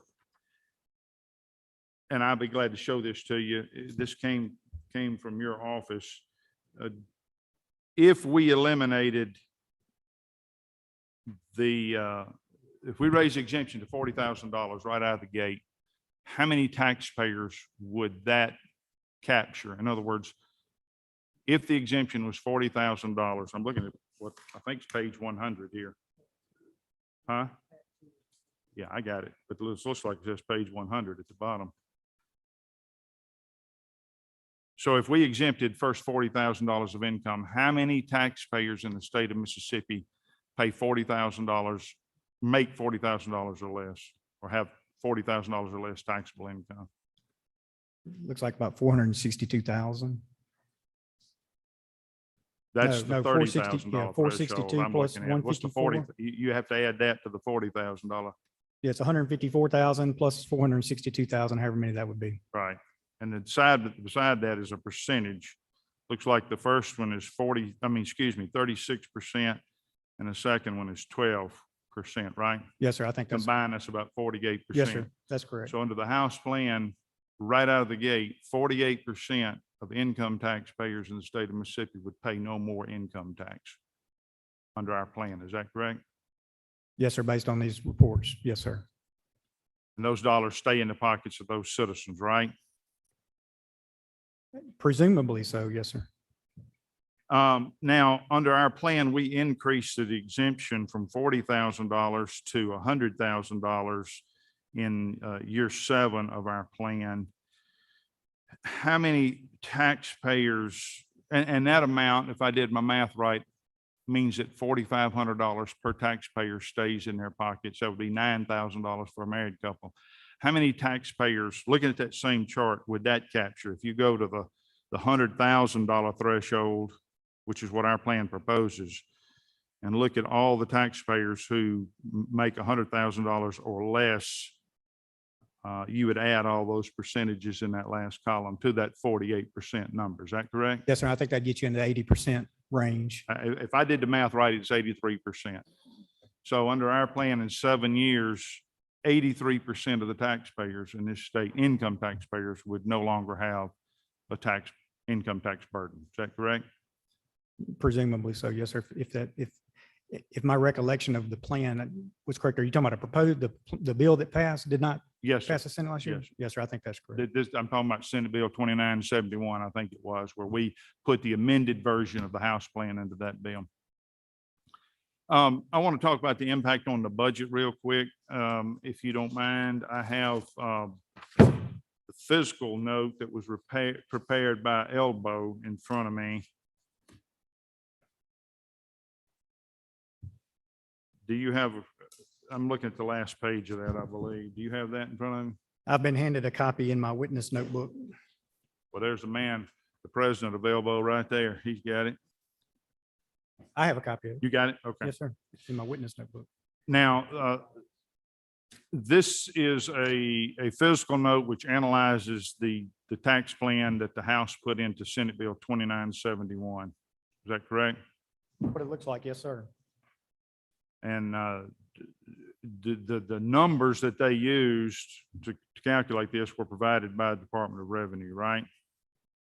Yes, sir. We either provided them or confirmed them with the legislature, Okay. but we work closely with them to help them with the You work fiscal very note. hard to make sure they're right and accurate, correct? We made sure, yes, sir. I we don't know did. if you do, but those two ladies over there do, right? You certainly know I probably did not That's do a right. good job getting the numbers together. But you're not just pulling numbers out of the air. This is not a guess. This is serious business. And so you want to make sure you're right and accurate, And correct? we, yes, sir. And we felt like the estimates that were Yeah. concluded upon were pretty reasonable based on what we knew. The numbers on the last page of this note show the effects that the House plan would have in the first tax year after passage. And they show how much revenue is lost if we exempt $40,000 for a single person and $80,000 for a married person. And they also show how much revenue would be gained if we add a 2.5 cent sales tax. Now, when you look at the added revenue that comes in from the sales tax increase minus the lost revenue in the first year of the plan, there's actually a $58 million surplus. Is that correct? Yes, sir. I think that's what we concluded is in looking at the bill. So this plan does not create a deficit. Based on the numbers, the raw numbers, and, we took a snapshot whenever we prepared the numbers. And so anytime you take a snapshot, I think there's some built-in limitations, but Right. based on what we knew at the time, we felt like these were reasonable estimates. Well, I know there's been great concern, especially among legislators and others, that there's going to be a hole. There's going to be a revenue loss, that we're going to end up running short of revenue, and we're going to not be able to do all the things that we do. Based upon the numbers that we've calculated here, we actually have a $58 million surplus. That's about a 1% increase versus a loss, correct? That's correct. And certainly, if you take a snapshot, it's not a complete vacuum, but it is a controlled environment when you take a snapshot like this. Correct. But we felt pretty comfortable with the estimates that were in here. And under the House plan, we also created what we call a budget stabilization fund, which was to take the first 6 months of the sales tax increase and set it aside in a fund, kind of like a bank account, if you will, simply to protect against revenue shortfalls. Do you remember that aspect of our plan? Very vaguely, but yes, sir, I do recall. And the numbers there would be in that fund would be $550 million. Is that correct? I think that was the estimate. Yes, sir. I think it's 546 million. So it's right at 550 million. So you not only have numbers that reflect no loss in revenue as an additional safeguard, you got $550 million sitting in the fund to guard against any unanticipated revenue shortfall to make sure that our revenues stay even, correct? And that was our estimate. Yes, sir. I wanted to ask you a few questions about some other programs, tax incentives that have been mentioned. There's been some concern about how the House plan affects two payroll withholding incentive programs. One is the Mississippi Advantage Jobs Program. The other is Mississippi Major Economic Impact Authority Program. You familiar with these programs? You've heard of them? I've heard of them. Yes, sir. Now, my staff asked DOR to provide information on the cost of these programs. If we eliminate the income tax, we'll have to find another way to fund these programs because the payroll withholding won't be there.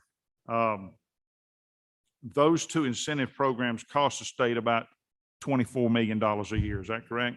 I think over the last 4 or 5 years or so, that's been an average. Yes, sir. That could certainly fluctuate a little bit, but has been the average over the last 4 or 5 years. Now, Compared to the $1.7 billion we have on income tax, $24 million is not a huge amount of money that we, the state, couldn't cover if we so chose to keep those programs whole, correct? I think as policymakers, you all can make that decision. Yes, sir. Right. So getting rid of the income tax doesn't mean we got to get rid of those incentives. We can just fund them through some other mechanism, correct? That would certainly be something as policymakers you all could decide to do. A couple other questions I had. There was talk about the increase in tax on equipment to electric power companies. I think that number, and you may not have it in front of you, but the number we had was $5 million. If we eliminate the increase in sales tax on equipment to electric power companies, that's about a $5 million figure, correct? That's my recollection of Okay. the approximate amount that would generate. And if we eliminate the increase of general sales tax on commercial utilities, that's about $25 million. Is Yes, sir. And that was a rough estimate, but we felt pretty decent about that estimate as well. So for $30 million between those two figures, we could cover Yes, sir. all that. Just a few more questions. I want to go back to a question Senator Parker asked to talk about the refunds. Those refunds would never be collected. I mean, there would be no need for a refund because the tax would never been collected. If you did away with the income tax, you wouldn't be collecting So there's no withholding. need to give a refund, right? That's correct. If you And those completely- dollars stay in the pockets of the citizens, right? if you eliminate the income tax, then it would not be paid into the treasury for sure. There's nothing to refund because you never took the money from them in the beginning, right? I think that'd be a fair characterization. Senator Bryan asked you about states there were only 6 states that had a higher tax burden than us or something like that. You remember that question? I do, yes. One of the things he failed to point out is that 9 states have no tax burden, correct? I don't remember the exact number that don't, but There's there 9 are states there are that don't have an several. income Yes, sir. tax.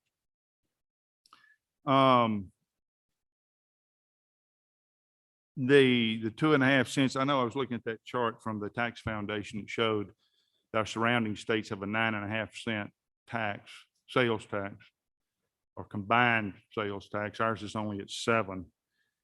But in those states, what you have is they also have 3 of those have an income tax too, don't they? Yes, sir, that's correct. So 3 of those states pop their citizens twice. They pop them with they pop them with the income tax on what they make, and then they pop them again with the sales tax on what they buy, right? I think those states did have both. So they have a 9.5 cent sales tax rate, and then they pop them for income tax on top of that. What we're trying to do, that's a double taxation situation. What we're trying to do is avoid that double taxation situation. If we go to 9.5 cents on sales tax and eliminate the income tax, we actually move ourselves into a more competitive situation because 3 of our surrounding states still pop them with an income tax, correct? Yeah, I think so. As far as your question, as you characterize it, obviously, I wouldn't necessarily disagree with you, but from a policy perspective, y'all certainly could choose to make that argument. Thank you. I have a question for Senator Hobson. Senator Hobson, you're an attorney, are you not? You're the exalted past president of the Bar Association, are you not? And you're also chairman of the Appropriations Committee, are you not? And you appropriate the money for Department of Revenue, do you not? No, just reminding everybody. Thank you, Mr. Graham, for your hard work and the hard work of your team over there. Appreciate you confirming these numbers for me. Thank you. Thank you. All right, seeing no more questions, thank you. I figured you've been treated like a hostile witness with all the attorneys on this committee, but you got I do think you should start taxing them, sir. It was earned. do you have a copy of the LBO or the fiscal note that we can pass out to the rest of the committee members? Speaker or Tony? What's that? Do we have a copy of the fiscal note? Okay. Copies. Okay. Thank you, Commissioner Graham. I appreciate your time and all the work you put into this. I know y'all, this was took a lot of time to get some information together, and I appreciate y'all's effort. Now we will have our Legislative Budget Office representatives, Tony Greer and Leanne Robinson, come up.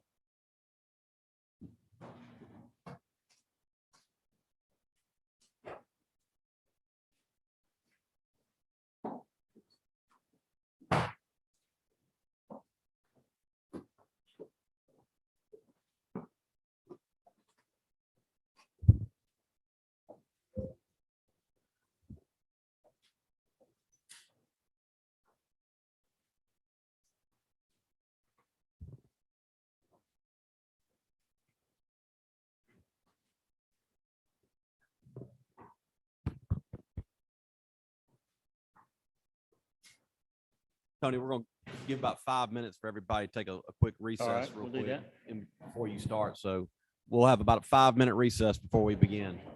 Give everybody a chance to do exactly what everybody's doing. Thank you.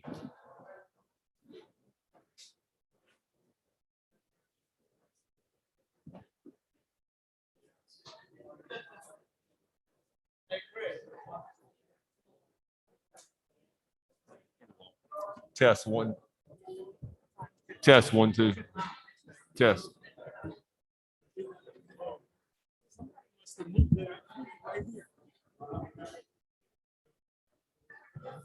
Yeah, Chris must have moved it.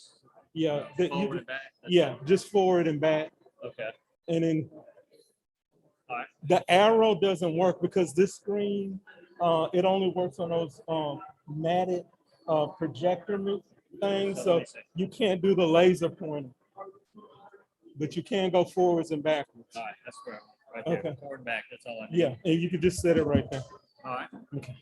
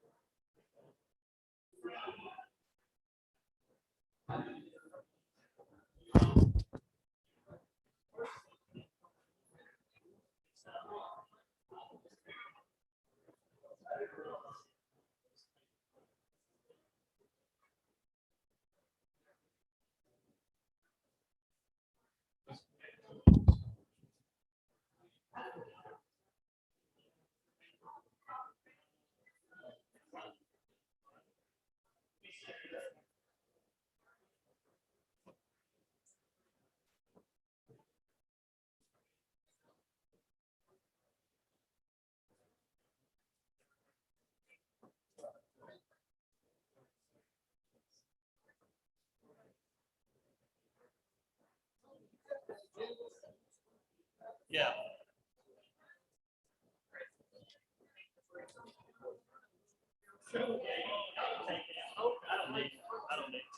I'm sure my people will have one.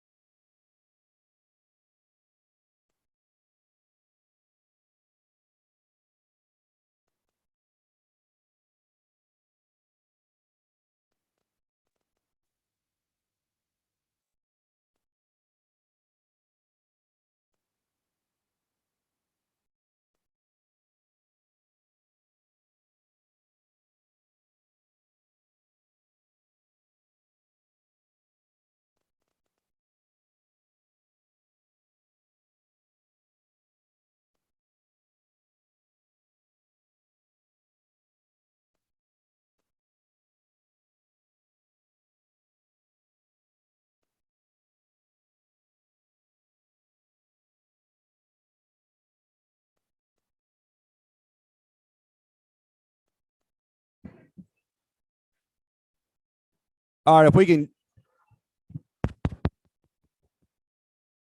can take our seats, we'll go ahead and get started.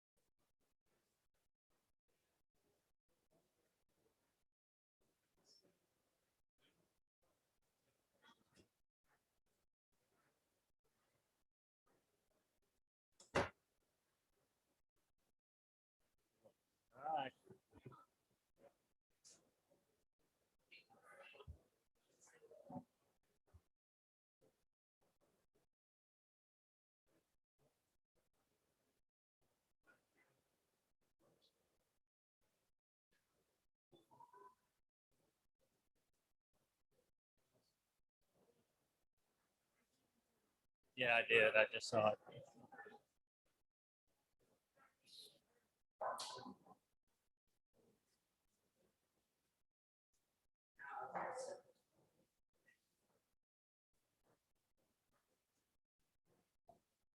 All right, as everybody makes their way back in, I wanted to let everybody know that is in the gallery and also listening online is the handout that Department of Revenue supplied to everybody. We're going to have a PDF and we will post that online so you can access it, and all the other handouts that we were receiving, we're going to try to organize and make those available to everybody online. So we've received several texts asking for copies of it. So we will make those available online for everyone. So thank y'all for getting back in, and we'll turn it over to our Legislative Budget Office, Tony Greer and Leanne Robinson. Mr. Chairman, thank you for letting us come and speak today. I would like to introduce my Deputy Director, Leanne Robinson. This is her first year as a Deputy Director, so this is a new capacity. So I appreciate having her. And then also Ava Bliss may be new to the committee. She is our Revenue Analyst. So if we have some questions along those lines, she'll be answering those today. This is a high-level overview of basically how we use revenue at the Legislative Budget Office. And as you're aware, every year we get 200 budget units that come into the Legislative Budget Office that ultimately end up in 110 appropriation bills. So we use this. This is the tip of the spear. The revenue estimate is the tip of the spear for what we use to create the legislative budget recommendation, or LBR, that the Joint Legislative Budget Committee uses. In each October, the revenue estimating group comes together, and that's comprised of the state economist, Corey Miller, the commissioner of DOR, Chris Graham, you heard from him earlier, and you'll hear from Chris after me today. The state treasurer, David McRae, the DFA director, Liz Welch, and myself, the ELBO director. And so what we do is we come together and we do the revenue estimate. Typically, this is done in October. We do it again in March before the legislative session is over, in case we need to make adjustments for the upcoming fiscal year. A common misconception about how this document is created is that we come up with a growth rate, or we think about what the ultimate growth rate is, and you'll see it in the bottom corner right here. And this was from last year, was at 3%. But we go line item by line item on this, and we have a very candid conversation about what we think the growth rate is going to be in each of these areas. Now, this meeting is typically led by Corey Miller, the state economist, and the Commissioner of Revenue, because they have different systems that they use. The state economist uses a REMI model, which is his high-tech model. He looks at national trends, national data, labor rates, and things like that. Department of Revenue, as he said earlier, looks at collections, and the rest of us just kind of weigh in as to what we think is happening just based on historical type.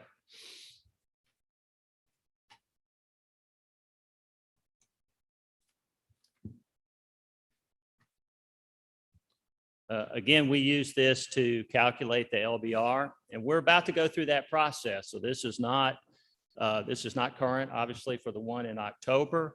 The JLBC and the governor will jointly adopt a revenue estimate in November, and that's what we'll build the budget on. And our primary concern as the budget office is to handle the recurring costs of state government. Roughly, that's about $6 billion, 5.8, $5.9 billion at this point. Well, right here, you'll see $5.9 billion. And so we look at those things, we budget accordingly, and we use this to start the process.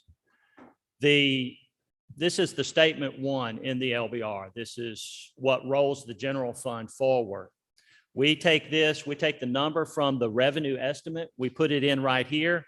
We back out 2% every year, which is by statute. We set aside 2% of that money. We do not budget that money. So if you look at FY22, we budgeted $5.8 billion. We had some reappropriations that we took out of that money. And so that left us $5.8 billion. Now, one of the things, when you look at the 2% money, a lot of times people think that that's the amount of money that goes to the rainy day fund. That's the amount of money that goes to capital expense. I want to, most of you know this, you're either on JLBC or been to one of our budget boot camps, but the amount of money, the amount of cash that's left over at the end of the year going through the closeout period. We're in the closeout period right now for the past fiscal year, and it typically will go into October or some point along those lines. And everybody knows that the revenue estimates are roughly $1.1 billion over estimate for this past fiscal year.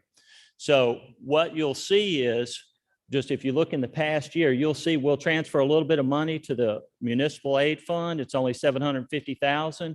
And the rest typically in any typical year would be split 50-50. That cash is not recurring money, it's cash. That cash would be split 50-50 between capital expense and the working cash, the rainy day fund, right? But our rainy day fund is almost capped out.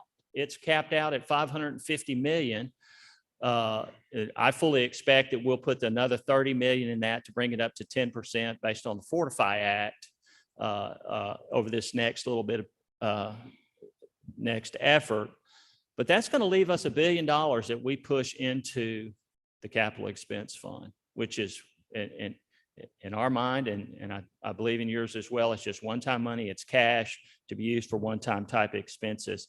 Our major concern is what our recurring costs look like going forward.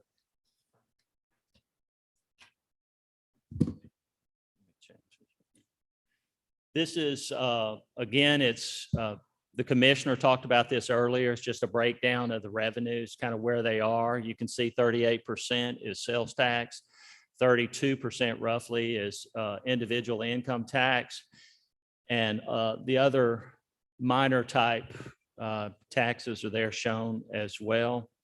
And again, you'll see that the $5.8 billion is right there. 1% is going to 1% up or down is going to be $58 million. So if we have growth, which I fully expect that there'll be growth this year in the revenue estimate, 2% is going to be $118 million roughly. And any component of that at $58 million plus or minus. It's important to note that and we show this to JLBC every year, that the top 10 budgets in the state of Mississippi account for 82% of our appropriations. And all other budgets are roughly 17%. So any cuts along the way that generally get made would be absorbed by these, but generally what we've seen is MAP typically doesn't get to enjoy initial cuts if there are any. But those are the significant budgets that we have.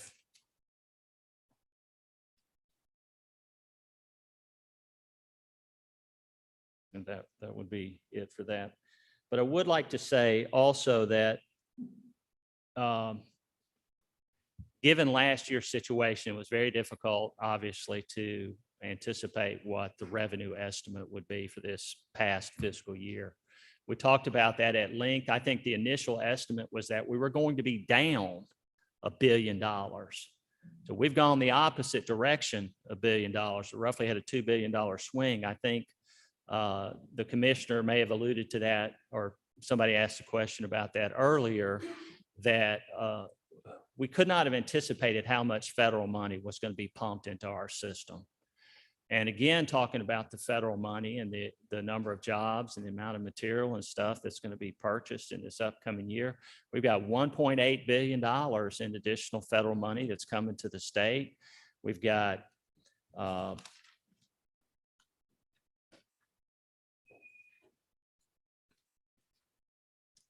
another $58 million for the art money. How much art? Right, 500 million and 268 additional money that's coming, plus monies that went directly to the agency. So we don't know what that effect is going to have as it gets spent throughout the state. But I think it's safe to say that from a financial and fiscal standpoint for the state of Mississippi, we're probably in the strongest position that we've been in many years. I know for a fact, since I've been here, this is the strongest position we've been in. Mr. Chairman, that's really all that I have to say about the high level overview of how we use the revenue estimate to handle the budget. Again, we budget 98% of what the revenue estimate is. We'll do that in October. It'll be approved by JLBC and the governor in November. And we'll have our final LBR in December. Are there any questions from the committee?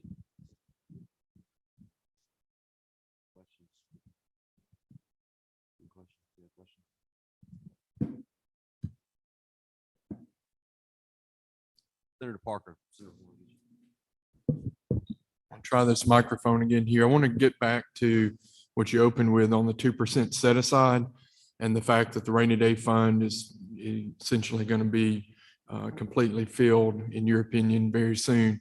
What is the dollar amount that you see in recurring annual dollars that might potentially be then available for us to do something with as a result of that rainy day fund being fully met, and that $1 billion that you mentioned that's kind of sitting over in that 2% set aside? Do you have a recurring kind of number on that you could? Well, again, ultimately the 2% set aside flows through to the amount of cash that's split at the end of the year we call it the closeout period, which generally goes after the end of the fiscal year through October. We don't necessarily see any of that. The only recurring component of all of that money is the 2%. And it just depends on how the legislature chooses to use the 2%, either as recurring or set aside to cover any unexpected costs going forward. The $1 billion, we do not count that as recurring. We'll set what we think the recurring money is in October when we look at the revised estimate or the estimate for the upcoming fiscal year for the revenues. Again, any 1% increase in that estimate is $58 million. So if you suggest that we were enjoying a 3% return, it'd be $180 million roughly. So I think that's the number I was trying to get at. Plus the 2%, excuse me, plus the 2% if you decided to use it as a recurring component. Right. And, so I guess, that's our decision to make that. But I think in any hearing like this, I think what every member of this committee is looking to do is we want to save the taxpayers of our state as much money as we can. But we also want to use the resources that are new in the best method that we can too.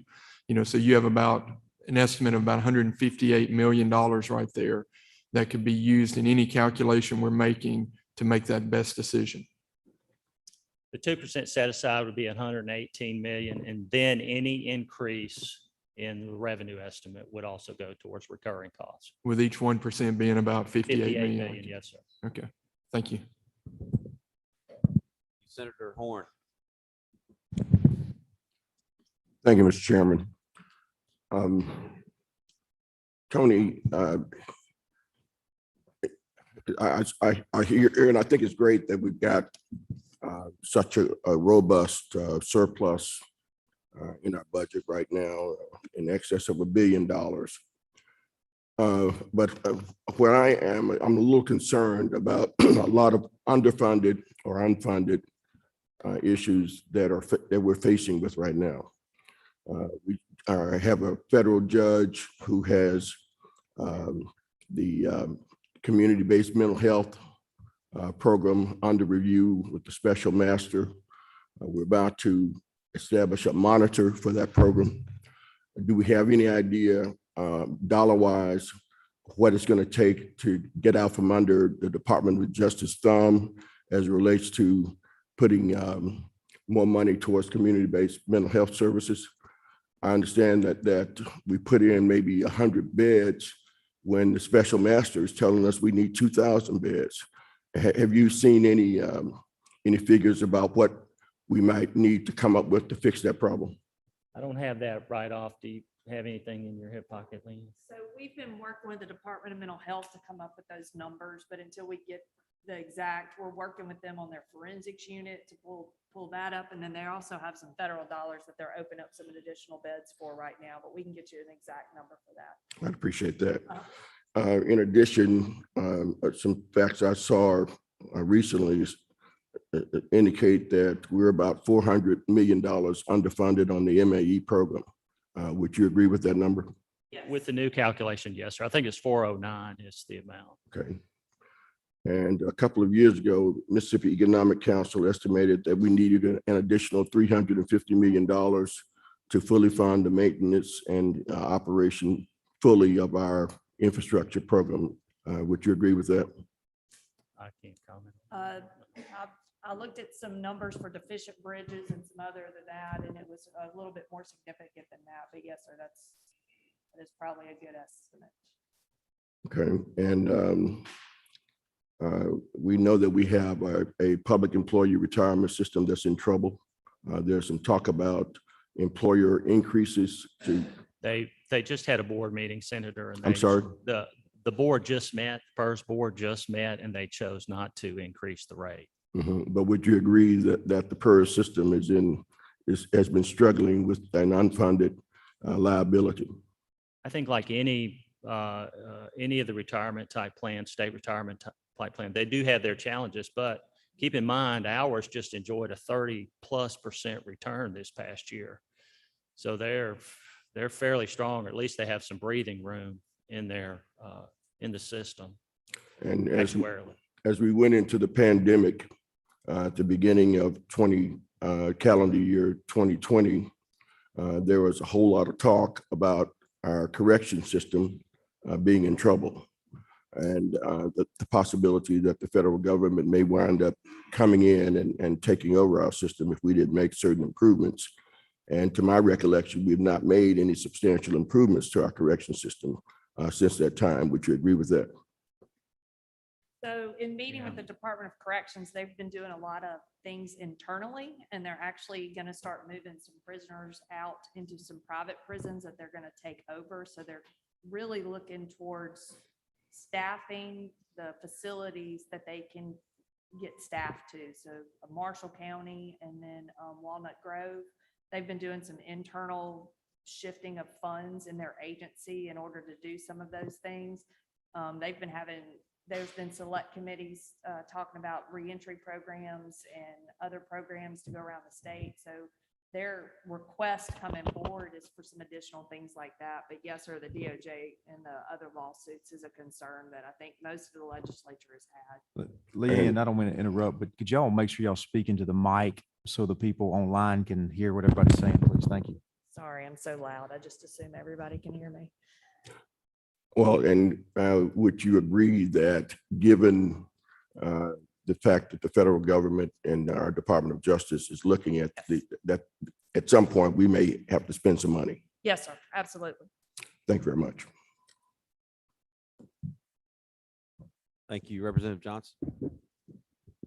Thank you, Mr. Chairman. Just one question. I see given our current state of predicament with the pandemic, I see the number on University Medical Center. Has there been any adjustment in that request, given their new challenges that they're facing? The 160 million? No, sir, I don't. No. Their budget has not been approved yet. We're still in the process of pulling in all the budget requests into our systems. So I can get you that number of what their budget request is. Yeah, I was just curious as if that number had gone up at all, but yeah, I'll get with you on that. They're going to later. have a significant challenge with paying nurses and other things That's- like that. that's my Yes, sir. question, yeah. We've started those conversations with, Okay. and just at like mental health, the state hospital nurses and all of the nurses across all of state government or direct care workers and stuff like that. Those are conversations we have started having with some of our agencies. Thank you. Any other questions? Senator Turner Ford. Thank you, Mr. Chairman. Is there a way to determine, it's my understanding that you all see the numbers and collections for the state of Mississippi as being in a good position. Is there a way to determine that those figures are related to all the stimulus funds that individuals have been receiving directly from the federal government and other programs? Senator, it's our assumption that that weighs in pretty heavy, but we don't have any calculations that to that effect. But I will also direct the committee onto our website where we have the revenue estimates, the revenue report that comes out. And this includes all of the Department of Revenue collections as well as DFA collections. And you'll notice when you open the report, really the one button that you need to look at. If it's green, you know we're positive. If it's red, we're going the other way. And it'll be month to date and year to date. And this one, for the first month of the year, the first month of this fiscal year, we're already $53 million over. And I looked at the cash report yesterday for cash collections, and it looks like we're already up 80 million for this month's cash collections. Now, all of that won't go to the general fund, but we're starting this year out very, very strong. Are we receiving any type of reports from the federal government about the amount of assistance individuals and families are receiving directly from the federal government? We're not receiving anything, not at elbow, no ma'am. Is there a way to track that information? We can look at that. We'll get that to you if we can get it. We'll get it. Thank you. Thank you, Speaker. Thank you, Mr. Chairman. Let me just make a general comment first. I don't want to leave the impression that the only solution out here is the House plan. I think the House plan is the only one that's on the table or has been presented, but I want everybody to know we're willing to work from that. We are willing to entertain another option, another plan. I've asked a lot of questions about the House plan because that is the one that we're interested in, but I don't want anyone to conclude that it's the only solution out there. But we think it's a good starting point. That's the reason I'm asking questions about it. But we're certainly open to having discussions. I think that's what this is all about, is to get information, get the truth, and let's come forward with the best plan that we can. Mr. Greer, I won't belabor a lot of the questions I asked before, but I did notice you sitting back there when Mr. Graham was testifying. And so you heard a lot of what his testimony was. And I just want to ask some questions to see, do you agree with what he said? You provided this fiscal note right here. that you handed out to all of us. On the last page there, you show, well, it may not be the last page, page 3, I guess it is. No, it is the last page. You show your numbers there. And so this fiscal note was prepared based upon the amended version of the House plan that was added to Senate Bill 2971, I think it was, correct? Yes, sir. All right. And in that particular plan, the taxation that was initially proposed on manufacturing and forestry and logging and farm equipment and whatnot had been removed from that plan at that time, correct? Yes, sir. And you heard Mr. Graham's testimony, my line of questioning there, that shows that there's actually, for those who are concerned that our plan may leave some sort of deficit shortfall, revenue shortfall, and create some sort of deficit or a hole, your calculations actually show that is not the case. It's actually a $58 million surplus, correct? That is correct. You agree with that? Yes, sir. And you also, in that plan, we had the Budget Stabilization Fund, which provides an additional $550 million, or sets aside an additional $550 that is there to guard against any shortfalls and to be used in the event that we need to plus up the budget, correct? Yes, sir. I think primarily used as for timing differences in Okay. collections. Now, this fiscal note shows that in the first year under our plan, that it would eliminate roughly $1 billion of revenue if correct? Yes, sir. The elimination of the 40/80. Okay. And that leaves, and of course, we know the income tax generates about $1.7 billion. So you've got $700 million, I should say, that would be left to do something with, correct? Yes, sir. And under our plan, we propose to phase it out through growth over a period of time, right? Yes, sir. And under our plan, we had a 1.5% cap on spending, which means the first 1.5% of growth would go back into the budget, and everything over that would be used to buy down or phase out the income tax, right? Yes, sir. So the 1.5 cap on spending does not mean we can't put more money into education or roads or bridges or teacher pay or anything else that we want to put money into, correct? That's correct. That, Yes, sir. that those monies are there, and we as a legislature will decide how those dollars to be spent, right? And assuming a 2.5% annual growth, I think under our plan, we would eliminate the income tax in about 12 years, correct? Yes, sir.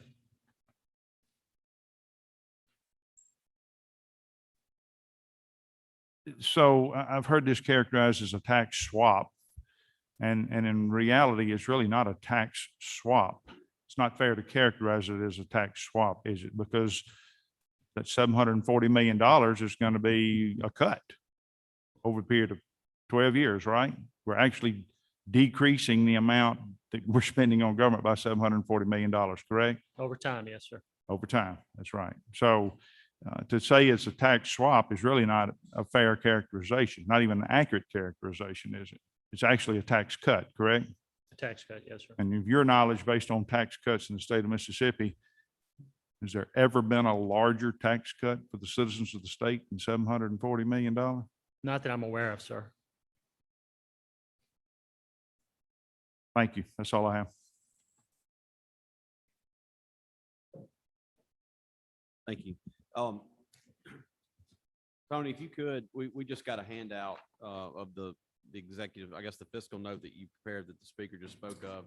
If you could you run through the last page, the revenue summary? Because I guess that's really it looks like you're basically identifying each section of the current plan that the speaker spoke about, and I guess the guts of it are at the end, the summary, the revenue summary of it. Would you please run through that real quick for us that just got a copy of it and kind of. I'll have Ava go through it if that's all right, sir. Okay.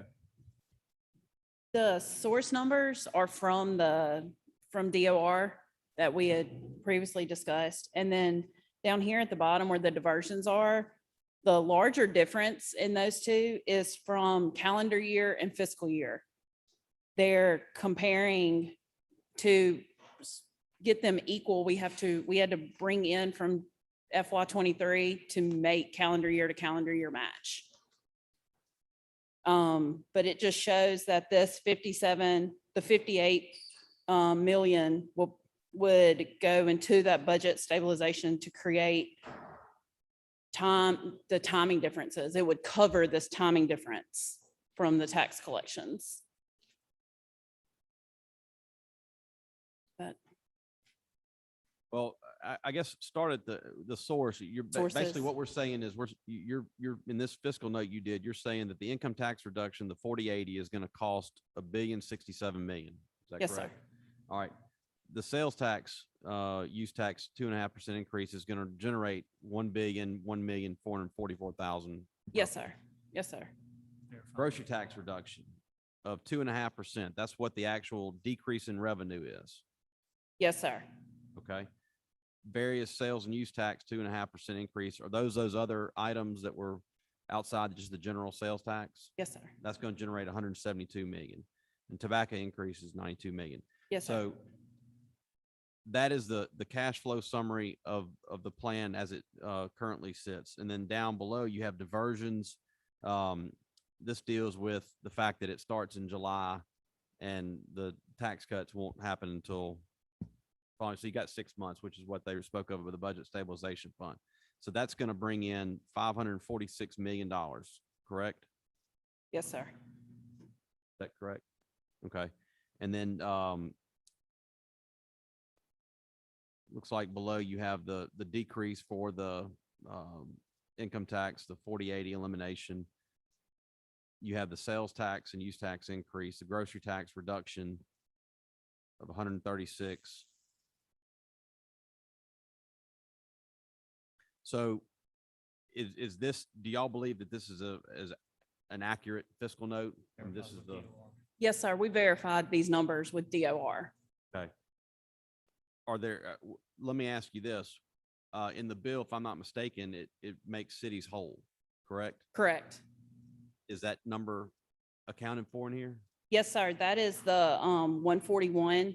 That is after making the cities whole. That's taken into, that's not just the reduction. I was asking earlier if that's just the reduction, but it's also got so we've accounted for making the cities whole. Correct. And Yes, that's sir. basically making them where they didn't lose the difference in the lower sales tax. So it's keeping them as if it was a 7% sales tax Correct. on the grocery.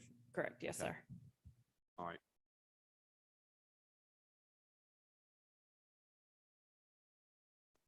All right. Good deal. Are there any questions from any of the committee members? Speaker Gunn? Just to clarify, we talked about that $740 million tax cut. I want to make sure I'm right on this. This is $740 million tax cut without any loss of revenue. We're replacing the revenue, correct? Yes, sir. So, I mean, under the House plan, we have a mechanism to replace the revenue. So we could give our citizens a $740 million tax break without resulting in any loss of revenue, correct? That's correct. Thank you. That's all I got.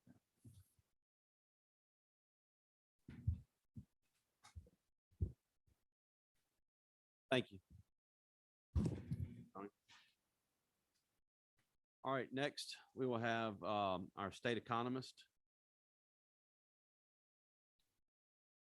Corey Miller, make a presentation, and then I believe we're going to break for a quick lunch, and we will resume promptly at 1 o'clock. One of our presenters has got a flight to catch, so we're going to try to get him in right at 1 o'clock. So.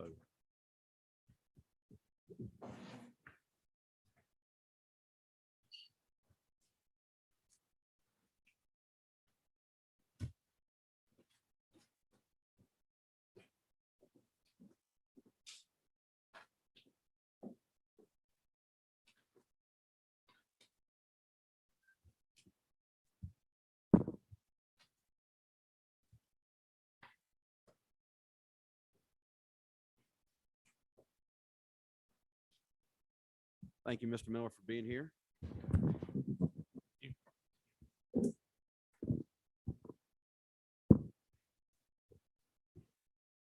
Have one slide, if I can, there we go. All right. All right. Thank you, Senator Harkins and members of the committee for the opportunity to address this hearing today.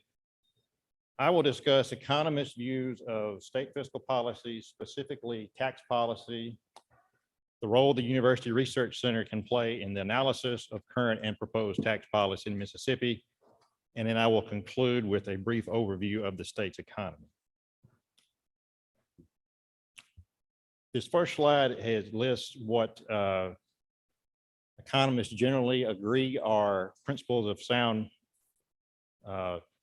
tax policy. I want to preface what I say here because these are meant to be the ideals, and no state actually meets all of these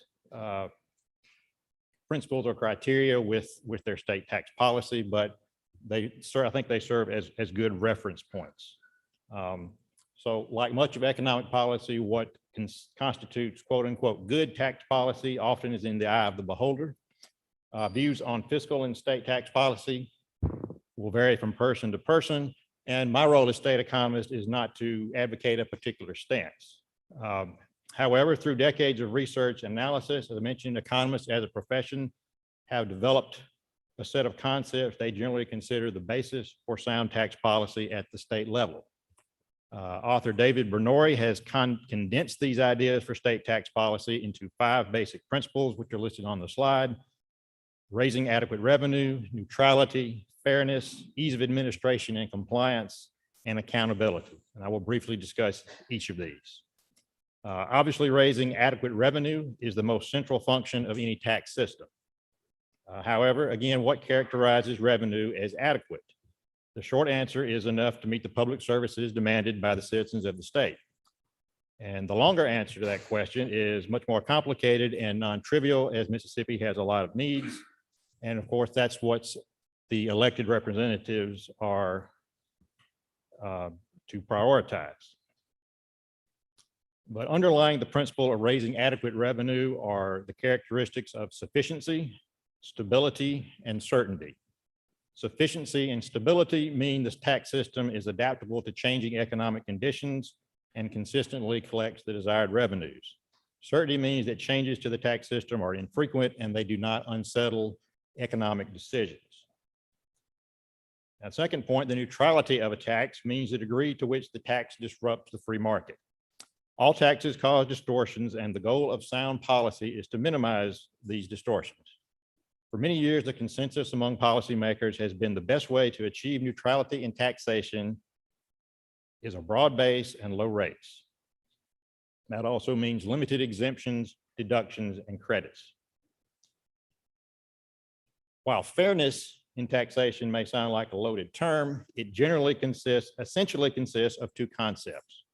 One, fairness in taxation means taxpayers who are in similar situations are treated the same. And 2, that taxpayers are taxed to some degree according to their ability to pay. Levying the same taxes on individuals and businesses with similar incomes and assets is important to maintaining public confidence in the tax system. Achieving this type of equity is also related to neutrality by keeping a broad tax base and limiting exemptions. More difficult to attain is the equity associated with the taxpayer's ability to pay. And one obvious reason for this is because the idea or concept of equity likely reflects an individual's own ideological views. One person might view a progressive tax, which is a tax in which the rate of taxation increases as an individual's income increases, as preferable to a proportional tax that levies the same rate on all taxpayers regardless of income. Another person might hold just the opposite view. However, most policymakers and analysts oppose regressive taxes in which the rate of taxation decreases as an individual's income increases. Most state tax systems are characterized as regressive because consumption taxes such as sales, use, and excise taxes are central components, and all of those are considered regressive taxes. According to Bernori, almost half of the tax revenue states collect comes from regressive taxes. But because of their importance to states as a source of revenue, those consumption taxes are not likely to change.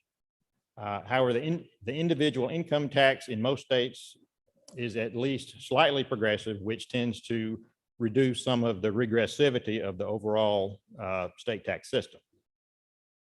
The fourth principle, which is ease of administration and compliance, is obviously essential to a sound state tax system. The more complex a tax system is, the larger the burden placed on taxpayers and the government to ensure compliance.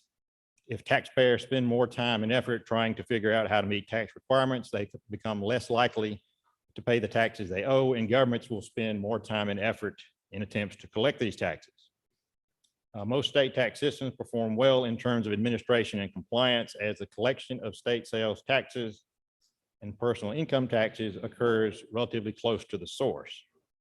Nevertheless, in some cases, business taxes and estate taxes can have more elaborate requirements.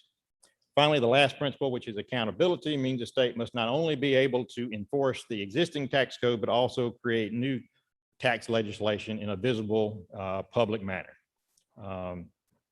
Not doing that can lead to specific exemptions for preferred individuals or groups and compromise other principles like neutrality and fairness. Public review and evaluation of tax policy can promote accountability as well.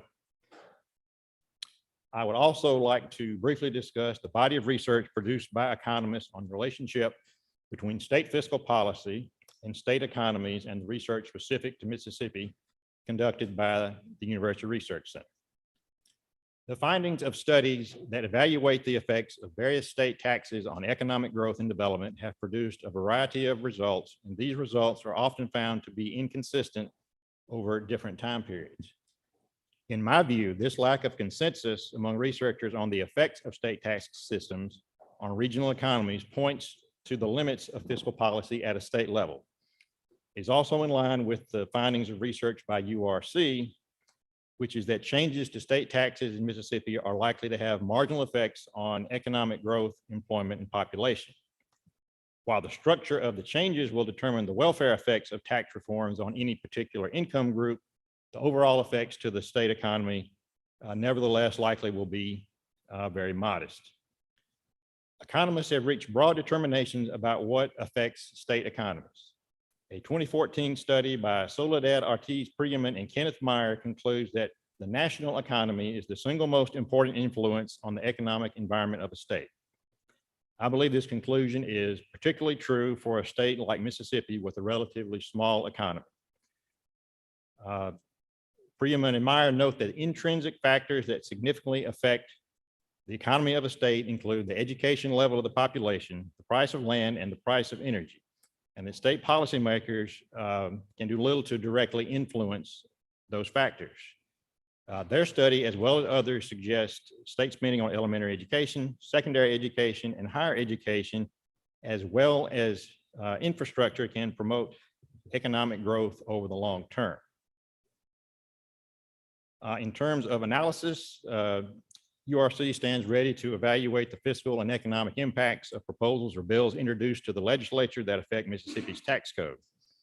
Most of the time, we can provide an assessment with relatively short turnaround time. The analysis can include the effects on revenues, and the economic effects include changes to the state's real GDP, employment, income, and population. To assess the effects of changes to the state tax structure, we utilize a dynamic fiscal and economic impact model known as Tax PI, produced by Regional Economic Models Incorporated, known as REMI. We've used this model for several years to evaluate the effects of changes to the tax code, at least as far back as the Taxpayer Pay Raise Act of 2016. Essentially, what the Tax PI model does is takes the current path of economic growth for the state, provides some type of shock to the economy due to some event. That can be a change in tax policy. It could be any number of other things that would impact the economy. And then we compare the differences in the economy under the shock with the status quo to determine the impacts of the event. And just to clarify a little bit what Tony was saying about our model, we do use this to do our economic impact analysis, but for revenue estimation, we have a separate model that is connected to our economic forecasting model, which is keyed on the results from the firm IHS Markit and their national forecast. And we connect those in to do the revenue estimates. I'm going to shift gears a little bit and conclude my comments with a short discussion of the current status of of Mississippi's economy. Like the rest of the country, the state continues to recover from the relatively brief but steep recession experienced in 2020. This year, we're expected to see some of the strongest growth we've seen in over a decade. Bureau of Economic Analysis reported real GDP for Mississippi in the first quarter increased at an annualized rate of 6.2%, which gives support to robust growth for the year. According to the Bureau of Labor Statistics, as of July of this year, Mississippi has recovered 82% of the jobs lost in March and April of 2020, which is a larger share compared to the nation as a whole. Nevertheless, the surge in COVID-19 cases due to the Delta variant has already lowered the short-term economic outlook for the nation and the state. The primary reason is the threat to continued growth in consumer spending due to reductions in socially dense activities and low inventories because of supply bottlenecks. These supply chain issues also range beyond the United States as other countries impose restrictions to deal with COVID-19 outbreaks. Inflation has become a concern in recent months as the consumer price index increased more than 4% year over year in both April and May, and more than 5% year over year in June and July. Several factors have contributed to the increase in prices, including transfers from the federal government, the full reopening of the U.S. economy and pent-up demand, and previously mentioned supply chain issues. Many economists, including the chair of the Federal Reserve, believe these factors are largely temporary. That's certainly not all economists, but that around the end of 2021, the price level will decline, settling near but likely above its pre-recession levels. In sum, the Mississippi economy is expected to rebound strongly in 2021, but the surge in COVID-19 cases may stanch this recovery. Growth in 2022 and beyond currently is expected to return to near or slightly above pre-pandemic levels. I will close my comments by again thanking the committee for the opportunity to address this hearing, and I will gladly take any questions from the members. Senator Hobson. Thank you, Mr. Chairman. Corey, can you go back to what you were concluding with on inflation? How do you think inflation is going to impact the Mississippi economy for the next 2 to 3 years? Again, I think I'm still in the camp that it's going to be a relatively short-term phenomenon. Once these supply chain issues and the tremendous amount of money that was put into the economy through transfers to the federal government, once that works its way through, I think we'll settle back to around a 2% or so annual rate of inflation. Maybe it may be a little elevated beyond that, but again, probably the end of this year into early next year. Would there be any inflationary impact to the state's economy if grocery prices or sales tax was increased? Yes, there would be. Food purchases tend to continue because they're necessities, but there could be some slight reductions in food purchases due to inflation. You've got in your report that one of the principles is to keep I think it's under the fairness factors, keeping a broad tax base and limiting exemptions. Have you looked at other states to see what exemptions they have and how we compare with other states on the exemptions that we've got in our system? On the sales tax side, we have relatively few exemptions compared to other states. I'm talking about all taxes. I think we have relatively few exemptions on both income and sales tax. Obviously, we don't have the grocery tax exemption on sales tax. I think most of our exemptions on the income tax side are similar to what the federal government has on those income taxes. So yeah, I think we don't have that many exemptions. Now, there are some on the business side that have been carved out over the years for various reasons, and those can add up. That's what I'm talking. Do you have any statistical data or other information from other states as to how we compare as it relates to any of those exemptions? I don't have it with me right this minute. Okay, and final question. Yeah, the final question again with respect to the broad tax base.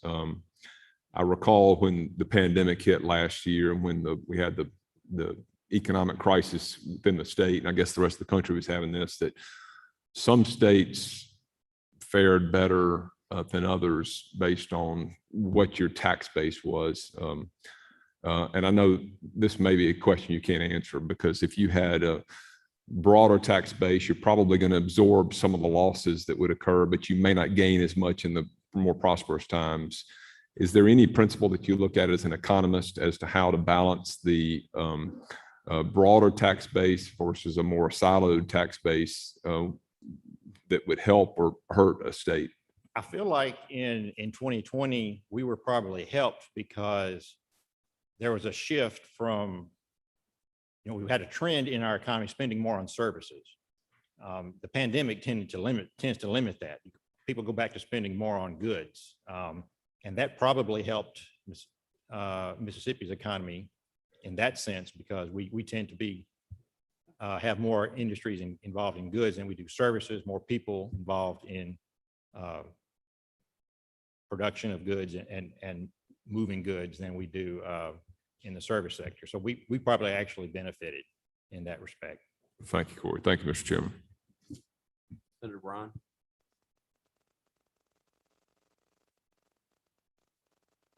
In paragraph 5 of your written remarks, you refer to the concept of regressive taxation. Yes, sir. Could you just explain to us exactly what you mean when you say regressive taxation? And could you explain why the sales tax is a regressive tax? A regressive tax means the tax rate, effective tax rate, increases as one's income increases. So the sales tax, it tends to be considered regressive because it takes a bigger portion of an individual's income who, say, is making $30,000 a year than it does an individual who is making $50,000 a year. So that's the basic concept behind regressivity in taxes. Well, why would someone, we'll just say a family of 4 with an income of $30,000 pay more percentage-wise in sales tax than a family of 4 of $300,000? What's going on there? That family would spend more of their income than the family with $300,000 income. So they would be spending a larger percentage on taxes, on sales tax. Why would someone with income of $30,000 spend a smaller percentage of his income than someone with an income of $300,000? Let me see if I understand your question. Well, I'm just assuming that there's certain basic expenses that everyone has. Right. And when you're at a low income, even though you may not spend as much on, say, groceries as someone with 10 times your income, the difference in the amount you spend on groceries is relatively small. Right.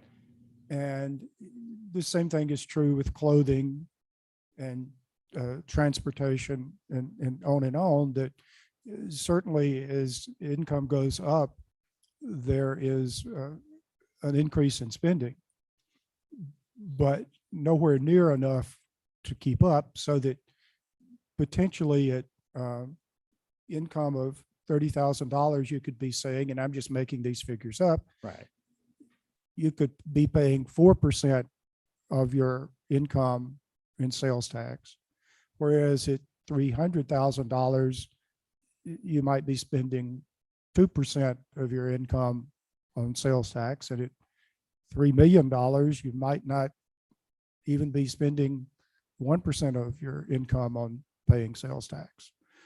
And so I'm assuming that's why it is that the sales tax has a regressive effect. Yes, sir. That's basically the reason. You also said, but before I leave this, a regressive tax structure or a regressive tax is a term of art. It has a specific meaning. It's not just a pejorative. Right. Uh, Like a progressive tax is not a, Well, because I hear people say, well, I don't consider the income tax to be regressive. you're talking about Mississippi's income tax? I've heard members of the legislature say, discussing the Mississippi state income tax, sales tax, I'm sorry. Okay. I do not believe the state sales tax to be regressive. I would say any sales tax is regressive. It's taking a percentage of income, and if it doesn't have any exemptions, which ours does not. I think that in another part of your remarks, you said that the studies had showed there was basically no correlation between tax policy and the other measures of economic success in a state, and that changes in tax policy were likely to have a de minimis effect on the state's economy. Did I understand that correctly? Yes, sir. That's generally what I said. I wonder if anyone has done a regressive analysis. I'm saying that a regression analysis, whatever, on various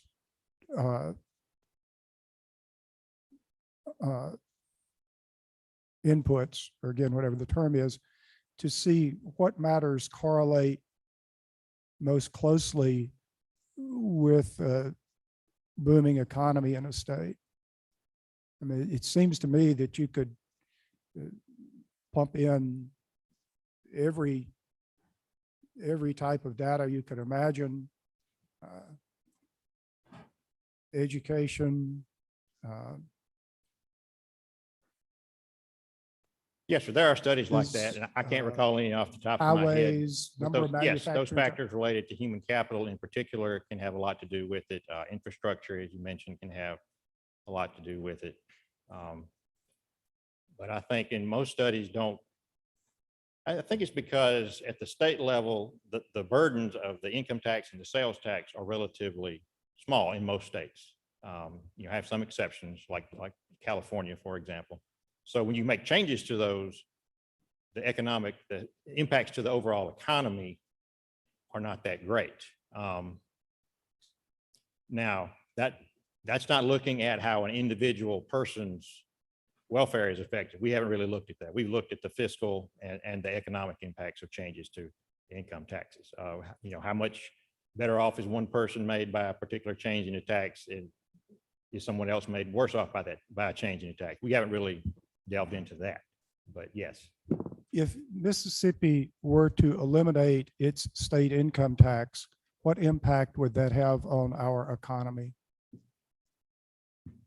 It depends on how it's done. If it's eliminated with no changes in anything else, in other words, the income tax is eliminated, that revenue source disappears without any other increase in revenue. Our analysis finds that it would likely have a somewhat negative effect on the state's economy, because the state would have to reduce its spending, and most of what the state spends its money on goes to hire employees. And if it can no longer hire those employees, then those people aren't working. The private sector will take up some of that slack, but the average private sector salary in Mississippi is less than one in the public sector. So we think it would have a somewhat negative impact on the economy and employment in that regard. Now, that's if an elimination is done. Now, if it's revenue neutral, then it's going to depend on how it's structured. Thank you. Senator Parker. Thank you again, Mr. Chairman, and thank you, Corey, for being here. I've had details conversation that passed with your predecessor. Okay. Have not had as many with you, but I appreciate you being here today. I guess what I'm understanding from you and from the dialogue you just had with Senator Bryan is that in the definitions as you have phrased them, a change in our current sales tax structure or our state income tax, and then an increase in our sales tax structure would move us from being a state that relies more on a progressive tax base for a portion of our revenue to being more of a state that relies on a proportional tax or an equality of the taxation. Is that a fair characterization? Yes. Because with proportional, you're saying that any and everybody is paying some degree of the tax, and progressive, in your outline, the increases occur that way. The second thing I want to kind of just dive into a little bit here that's been mentioned today, because your predecessor sat down with me and we went through detailed analysis of the economic incentives that are offered in the state, of which I believe there are about 39 of them at this time, 2 of which were mentioned by the speaker earlier today, but there are many of those. Right. And what I'm trying to just, in my mind, kind of find an answer to is a large number of those incentives that we give to businesses to either relocate to our state or to expand in our state have to do with rebates or incentives towards sales tax, not sales tax, but state income tax that employees of the company are going to pay. Is that correct? I believe so, yes. In your opinion, if we were to eliminate that incentive for the businesses, as economists, what do you think would be our best avenue to make those companies whole? You know, because I know a lot of the incentives that we look at giving a company here is a discount on, say, the manufacturing tax or something that they institute at the beginning when they're buying machinery or they're bringing kind of concrete assets into the state. But if they no longer have that incentive that we've given them in the past for their income tax, and they're not expanding at that time, what kind of credit do you think would be best used for that company to make them whole in that situation? I don't know that I would say that they aren't being made whole, because if there is no income tax, then that's not something they're going to have to pay in the future. That it's not another cost for them, for that company. Does that make us more or less competitive in terms of getting a new company? Probably somewhat more competitive. I think it's not those type of taxes are not a major consideration for corporations to locate in a particular state, but they are done to be competitive with other states. That's why they're done. So I guess what I'm hearing from you then is that we would no longer need incentives. We would no longer need a reason to attract another company to our state, you know, because I know a lot of work is being done in the state right now to try to attract people. We have a number of people who are tasked with that position, but you're saying that the vast majority of the incentives that you look at, if they are based on a tax credit to the company, would not be necessary. And what would you suggest we do then to attract or ask a company to expand in our state? I mean, it would be one last factor. I'm not an economic development person. I kind of leave those questions to them. But I know what, broadly speaking, in terms of economies, you know, companies are looking for. And Mississippi could use improvement in that area, particularly in our human capital, for example. I think that's a big factor. We do have the advantage of cost of living in this state is lower. So we have some things going for us and some things we need to work on. So that's kind of how I would answer that question. Okay, and then so you have not really done any analysis on the economic development impact that a change in our tax structure might have to this point? No. Is there some analysis that you or your department could do to look at that particular issue? I think we could. Yes, I think we could. would you mind sitting down with myself or some other people who are very interested in that topic to add that to part of our discussion and what we look at in this proposal? Sure. Thank you. Senator Horn, you had a question. Thank you, Mr. Chairman. Corey, appreciate your being here. So in this past legislative session, we had a pretty impactful proposal of tax reform in the state.